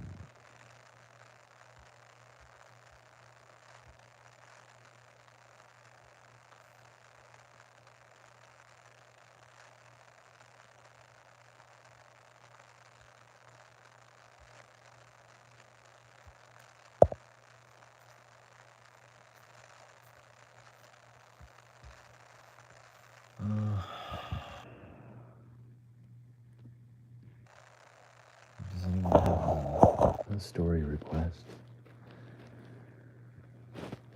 So that I don't have to read the story that I wanted to read. Because it's kind of long.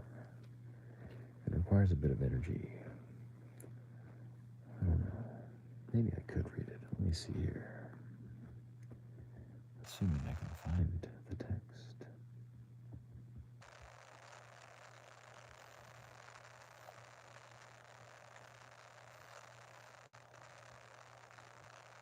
Ah, I think I found it. It's only 5 pages. Huh, maybe it's not so bad. Okay, let's just read this story. Does that sound good to everyone? Show reader view? Ooh, it works. Sweet.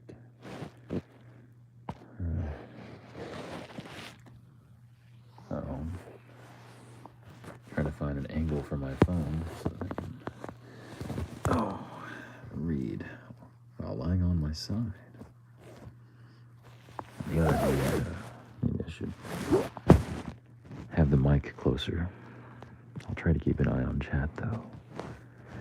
Is everybody cozy? Is everybody ready? This is a story. This is one of my favorite short stories. Harrison Bergeron by Kurt Vonnegut. The year was 2081, and everybody was finally equal. They weren't only equal before God and the law, they were equal every which way. Nobody was smarter than anybody else. Nobody was better looking than anybody else. Nobody was stronger or quicker than anybody else.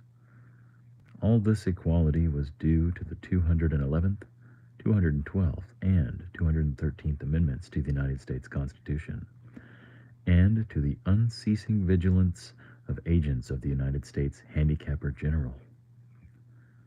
Some things about living still weren't quite right, though. April, for instance, still drove people crazy by not being springtime. And it was in that clammy month that the HG men took George and Hazel Bergeron's 14-year-old son Harrison away. It was tragic, all right. But George and Hazel couldn't think about it very hard. Hazel had a perfectly average intelligence, which meant she couldn't think about anything except in short bursts. And George, while his intelligence was way above normal, had a little mental handicap radio in his ear. He was required by law to wear it at all times. It was tuned to a government transmitter. Every 20 seconds or so, The transmitter would send out some sharp noise to keep people like George from taking unfair advantage of their own brains. George and Hazel were watching television. There were tears on Hazel's cheeks, but she had forgotten for the moment what they were about. On the television screen were ballerinas. A buzzer sounded in George's head. His thoughts fled in a panic, like bandits from a burglar alarm. "That was a real pretty dance, that dance they just did," said Hazel. "Huh?" said George. "That dance. It was nice," said Hazel. "Yep," said George. He tried to think a little bit about the ballerinas. They weren't really very good. No better than anybody else would have been, anyways. They were burdened with sash weights and bags of birdshot, and their faces were masked so that no one, seeing a free and graceful gesture or a pretty face, would feel themselves like something the cat drug in. George was toying with the vague notion that maybe dancers shouldn't be handicapped. But George didn't get very far with that idea before another noise in his ear radio scattered his thoughts again. George winced, and so did 2 of the 8 ballerinas. Hazel saw George wince. Having no mental handicap herself, she had to ask George what the latest sound had been. "It sounded like somebody hitting a milk bottle with a ball-peen hammer," said George. "I'd think it'd be real interesting hearing all the different sounds," said Hazel, a little envious. "All the things they think up." Said George. "Only, if I was handicapper general, you know what I would do?" said Hazel. Hazel, as a matter of fact, bore a strong resemblance to the handicapper general, a woman named Diana Moon Glampers. "If I was Diana Moon Glampers," said Hazel, "I'd have chimes on Sunday. Just chimes. Kind of in honor of religion." "I could think if it was just chimes," said George. "Well, maybe make 'em real loud," said Hazel. "I think I'd make a good handicapper general." "Good as anybody else," said George. "Who knows better than I do what normal is?" said Hazel. "Right," said George. He began to think, glimmeringly, about his abnormal son, who was now in jail, about Harrison. But a 21-gun salute in his head stopped that. "Boy," said Hazel, "that was a doozy, wasn't it?" It was such a doozy that George was white and trembling, and tears stood on the rims of George's red eyes. 2 of the 8 ballerinas had collapsed to the studio floor and were holding their temples. "All of a sudden, you look so tired," said Hazel. "Why don't you stretch out on the sofa so you can rest your handicap bags on the pillows, honey bunch?" She was referring to the 47 pounds of birdshot and canvas bag, which was padlocked around George's neck. "Go on and rest the bag for a little while," she said. "I don't care if you're not equal to me for a while." George weighed the bag with his hands. "I don't mind it," he said. "I don't notice it anymore. It's just a part of me." "You've been so tired lately. Kind of wore out," said Hazel. "If there was just some way we could make a little hole in the bottom of the bag and just take out a few of them lead balls. Just a few." 2 years in prison and $2,000 fine for every ball I took out," said George. "I don't call that a bargain." "If you could just take out a few when you came home from work," said Hazel. "I mean, you don't compete with anybody around here. You just sit around." "If I tried to get away with it," said George, "then other people would get away with it, and pretty soon we'd be right back to the Dark Ages again with everybody competing against everybody else. You wouldn't like that, would you?" "I'd hate it," said Hazel. "There you are," said George. "The minute people start cheating on laws, what do you think happens to society?" If Hazel hadn't been able to come up with an answer to this question, George couldn't have supplied one. A siren was going off in his head. I reckon it'd all fall apart, said Hazel. What would? Said George blankly. Society, said Hazel, uncertainly. Wasn't that what you just said? Who knows, said George. Wait, that's not the end.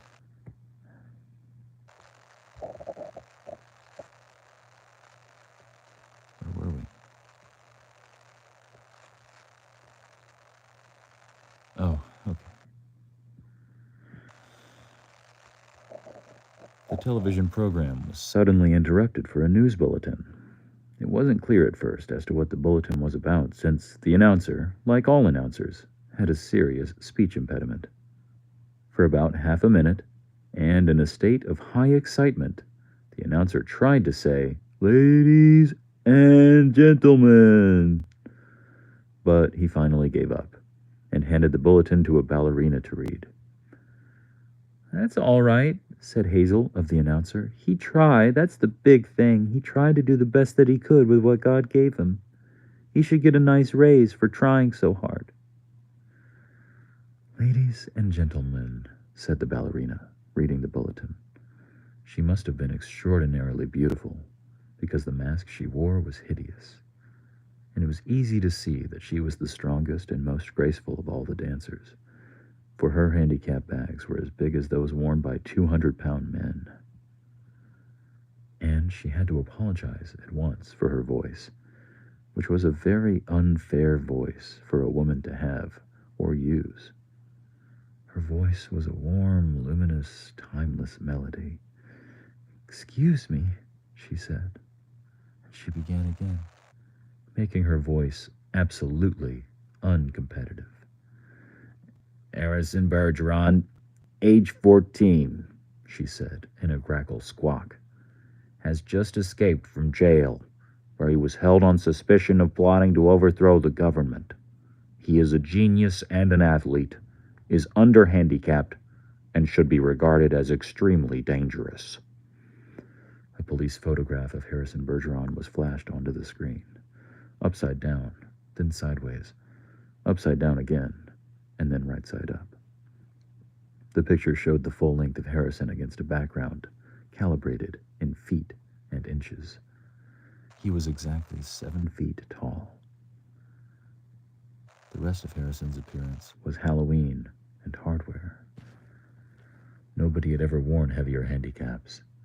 He had outgrown hindrances faster than the handicapper general men could think them up. Instead of a little ear radio for a mental handicap, he wore a tremendous pair of earphones, spectacles with thick wavy lenses. The spectacles were intended to make him not only half blind, but to give him wanging headaches besides. Scrap metal was hung all over him.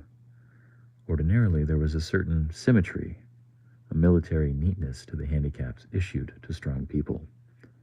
Harrison looked like a walking junkyard. In the race of life, Harrison carried 300 pounds. And to offset his good looks, the HG men required that he wear at all times a red rubber ball for a nose, keep his eyebrows shaved off completely, and cover his even white teeth with black caps, at a snaggletooth random. If you see this boy, said the ballerina, do not, I repeat, do not try to reason with him. There was the shriek of a door being torn from its hinges. Screams and barking cries of consternation came from the television set. The photograph of Harrison Bergeron on the screen jumped again and again, as though dancing to the tune of an earthquake. George Bergeron correctly identified the earthquake, and well he might have, for many was the time his own home had danced to the same crashing tune. My God, said George, that must be Harrison. The realization was blasted from his mind instantly by the sound of an automobile collision in his head. When George could open his eyes again, the photograph of Harrison was gone, and a living, breathing Harrison filled the TV screen. Clanking, clownish and huge. Harrison stood in the center of the studio. The knob of the uprooted studio door was still in his hand. Ballerinas, technicians, musicians, and announcers cowered on their knees before him, expecting to die. "I am the Emperor," cried Harrison. "Do you hear? I am the Emperor. Everybody must do what I say, at once." He stamped his foot, and the studio shook. "Even as I stand here," he bellowed, "crippled, hobbled, sickened, I am a greater ruler than any man who ever lived. Now watch me become what I can become." Harrison tore the straps of his handicap harness like wet tissue paper. Tore straps guaranteed to support 5,000 pounds. Harrison's scrap iron handicaps crashed to the floor. Harrison thrust his thumbs under the bar of the padlock that secured his head harness. The bar snapped like celery. Harrison smashed his headphones and spectacles against the wall. He flung away his rubber ball red nose. He revealed a man that would have awed Thor, the god of thunder. "I shall now select my empress," he said, looking down upon the cowering people. "Let the first woman who dares rise to her feet claim her mate and her throne." A moment passed, and then a ballerina arose, swaying like a willow.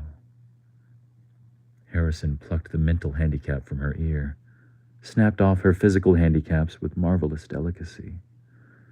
And then, last of all, he removed her mask. She was blindingly beautiful.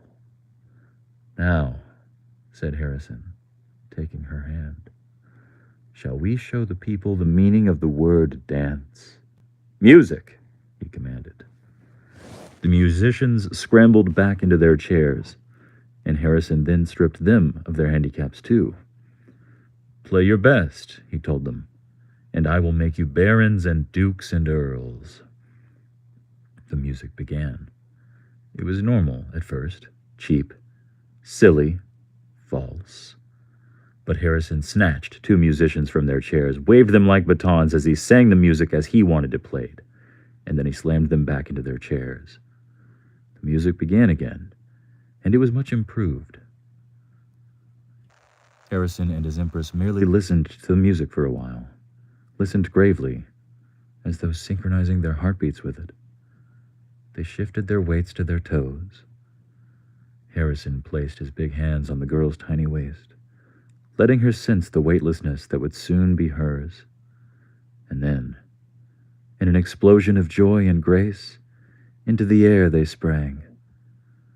Not only were the laws of the land abandoned, but the law of gravity and laws of motion as well. They reeled, whirled, swiveled, flounced, capered, gamboled, and spun. They leaped like deer on the moon. The studio ceiling was 30 feet high, but each leap brought the dancers nearer to it. It became their obvious intention to kiss the ceiling. They kissed it. And then, neutralizing gravity with love and with pure will, they remained suspended in air inches below the ceiling, and they kissed each other for a long, long time. It was just then that Diana Moon Glampers, the handicapper general herself, came into the studio with a double-barreled 10-gauge shotgun. She fired twice, and the Emperor and the Empress were dead before they even hit the floor. Diana Moon Glampers loaded the gun again. She aimed it at the musicians and told them that they had 10 seconds to get their handicaps back on. It was just then that the Bergeron's television tube burned out. Hazel turned to comment about the blackout to George, but George had gone out into the kitchen for a can of beer. George came back in with the beer and paused while a handicap signal shook him up. Then he sat down again. "Hey, you been crying?" he said to Hazel. "Yup," she said. Well, what about? He said. I forget. Something real sad on television. Well, what was it? It's all kind of mixed up in my mind, said Hazel. Well, forget sad things, said George. I always do, said Hazel. That's my girl, said George. He winced. There went the sound of a riveting gun in his head. Gee, I could tell that one was a doozy, said Hazel. You can say that again, said George. Gee, said Hazel. I could tell that one was a doozy. The end.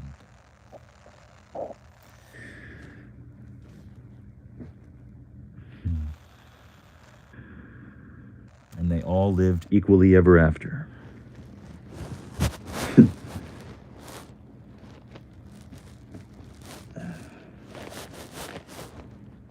It's a little corny in a couple parts maybe, but I like the idea. It's pretty well done. Did I miss any chats?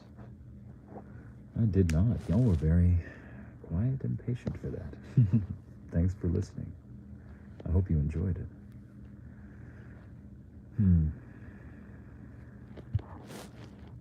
Thank you so much. Amazing reading. Oh, thanks, Alice. Glad you could tune in for it. Also, thank you for tuning in. How have you been? Welcome. I know the title of the stream might need to change now because the title says that we were just going to play video games, which we did do for an hour and a half, roughly, mostly. Oh my God.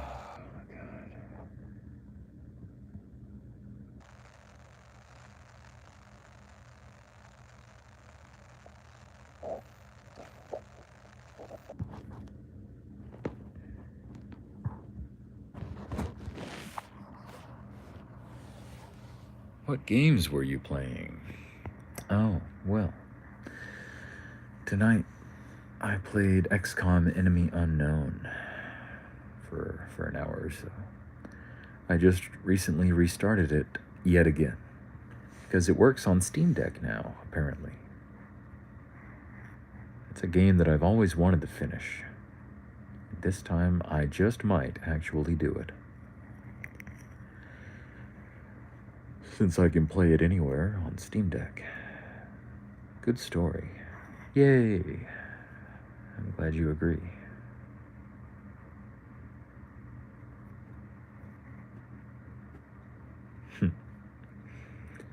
Also, thank you for the likes. Whoever liked this video 2 more times, thank you, thank you. Much appreciated. What other short stories do I really like? I like Memento Mori by Jonathan Nolan, which we read on a recent stream. I like Harrison Bertrand by Kurt Vonnegut, which we just read. And I guess a similar one is A Brief Version of Time by Alan Lightman. Though I don't know if I have access to that one anymore. It was published in the New York Times in the 90s. And I think it technically is supposed to require a subscription to access. But I may have copy-pasted it to my own Google Documents. I don't know. Let me look. That would be in line with yesterday's stream. We did poetry last night. I guess Sakshi was here for the poetry for the most part. It was my old high school poetry primarily, and some recent stuff. There's a folk story I really love called A Lion's Whiskers. Oh, I think I read that one recently because Maisha requested it, I think it was. That is a good story. Seems to be a popular one. We also recently read The Velveteen Rabbit, which I guess is one of my favorite, bedtime stories. Not short stories, but bedtime stories. What am I searching for again? Oh yeah, I need to search Google Docs, not YouTube.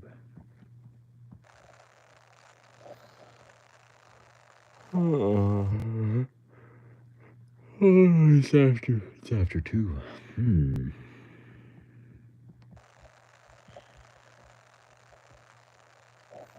Huh.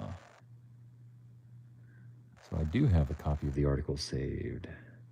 Somehow. Oh, wait, this isn't the whole article. Dang, what happened?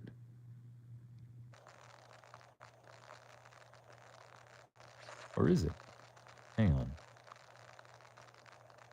Oh, okay, yeah. I think it is the whole article. It just looks so much shorter.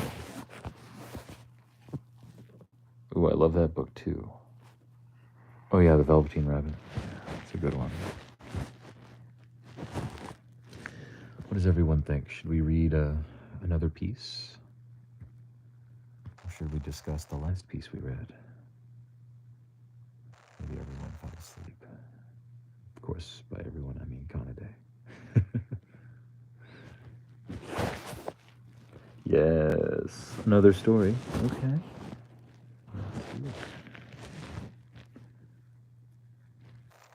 Another, please. Makes me think of that clip from Parks and Recreation where Ron Swanson and April are going to some health food store, and they both walk up to some guy working for the store sampling vegan bacon, and Ron walks up and takes a sample, and Ron just throws it directly into the trash. And then Ron's like, "Another, please." And then the guy gives him a second one, I think, and then Ron throws it directly into the trash. And then Ron's like, "Another, please."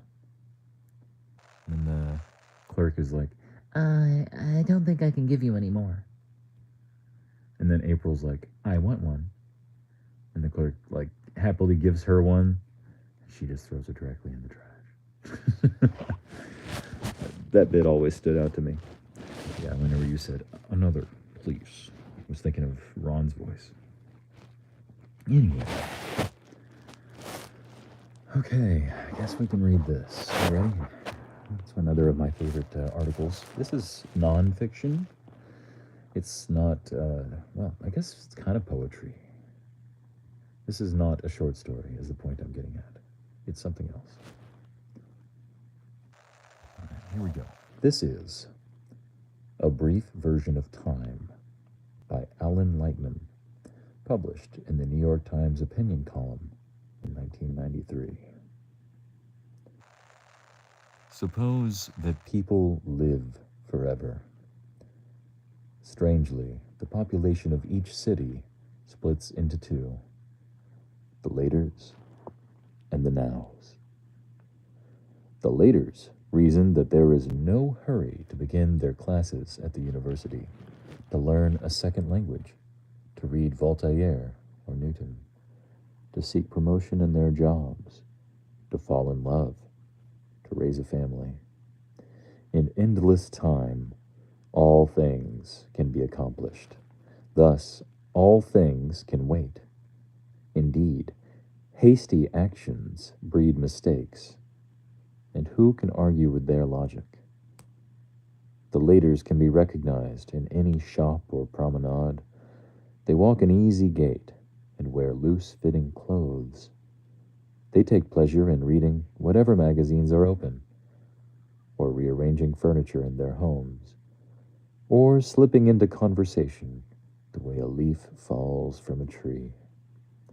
The laters sit in cafes, sipping coffee and discussing the possibilities of life. The nows note that with infinite lives, they can do all they can imagine. They will have an infinite number of careers. They will marry an infinite number of times. They will change their politics infinitely. Each person will be a lawyer, a bricklayer, a writer, an accountant, a painter, a physician, a farmer. The nows are constantly reading new books, studying new trades, new languages. In order to taste the infinities of life, they begin early and never go slowly. And who can question their logic? The nows are also easily spotted. They are the owners of those cafes, the college professors, the doctors and the nurses, the politicians, the people who rock their legs constantly whenever they sit down. They move through a succession of lives, eager to miss nothing. When two nows chance to meet at the hexagonal pilaster of the Zaringer fountain, they compare the lives that they have mastered, exchange information, and glance at their watches. When two laters meet at the same location, they ponder the future, and they follow the parabola of the water with their eyes. The nows and the laters have one thing in common. With infinite life comes an infinite list of relatives.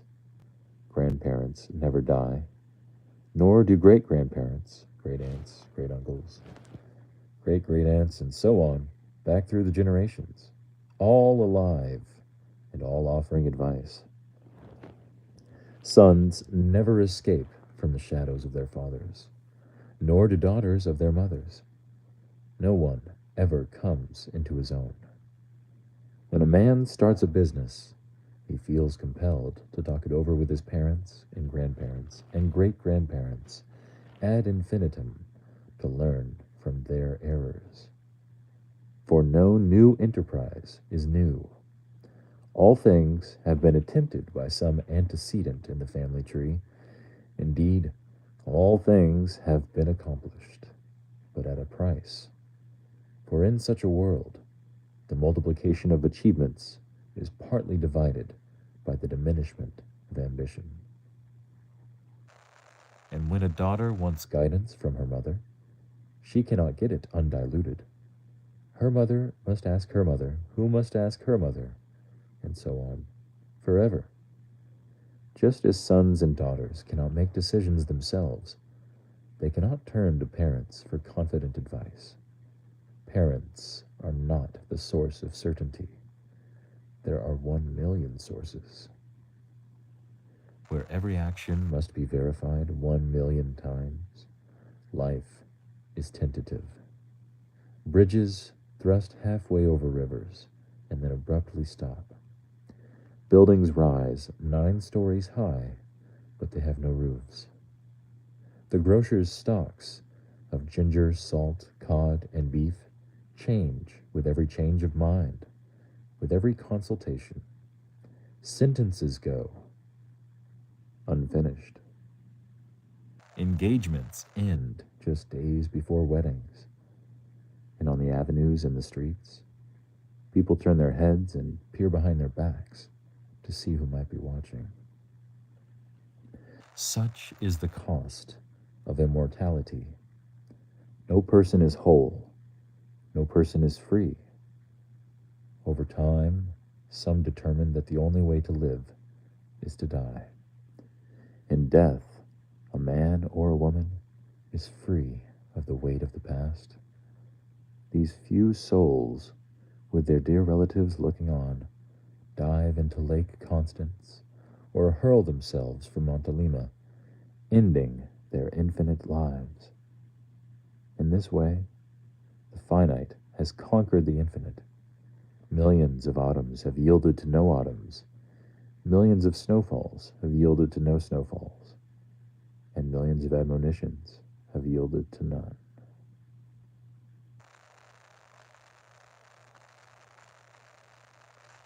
Yeah.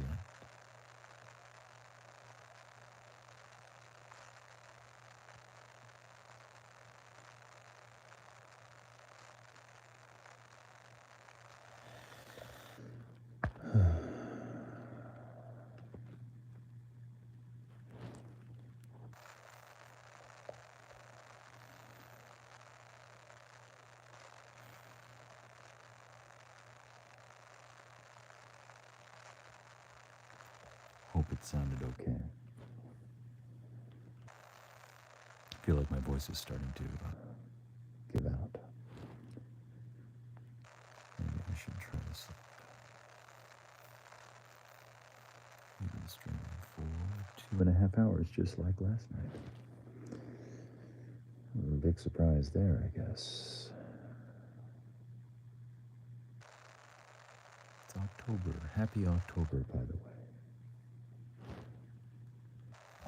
If you were waiting to be... if you were waiting because you wanted me to wake you up when September ends, it's time to wake up. I couldn't think straight, so my joke was lame, but...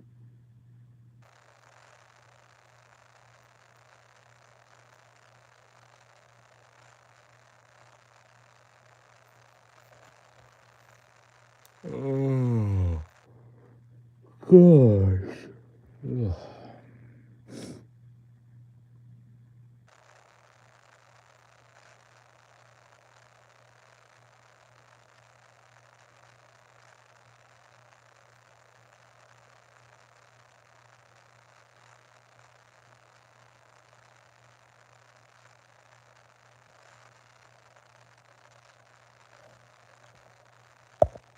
Another good book.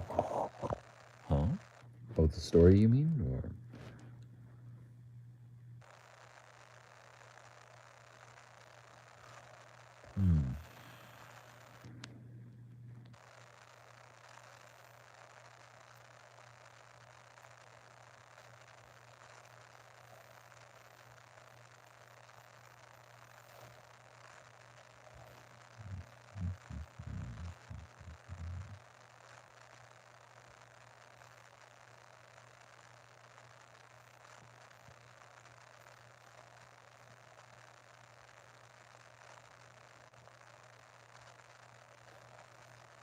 Yay.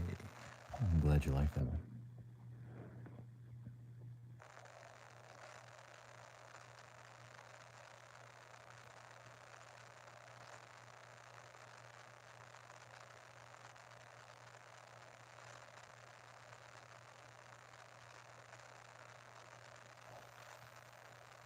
I'm getting sleepy myself.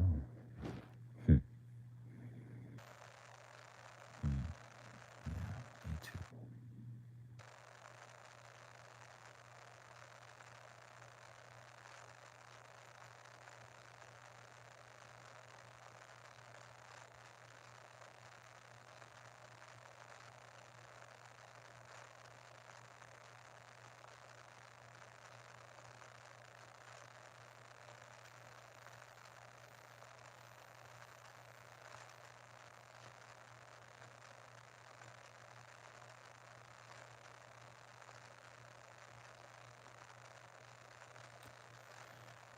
I should probably end the stream, but not without saying good night to everyone. Good night, Conade, sweetest dreaming. Good night, Sherry, sweetest dreaming. Whether wake or sleep. Good night, Alice. Stay lost if you'd like to stay lost, but otherwise I hope you get found. Have a good night and sleep well. Oh, thank you. I'll try. I will try. And I'll try to have a good couple of days at work. Oh gosh, my schedule. What is my schedule going to be like this week? I think I'm off Tuesday and then I have to work Wednesday, Thursday, Friday. And then I no longer work at this location. And I'll be starting at a new store the week after that. The Tuesday after that, if I remember right. Anyways.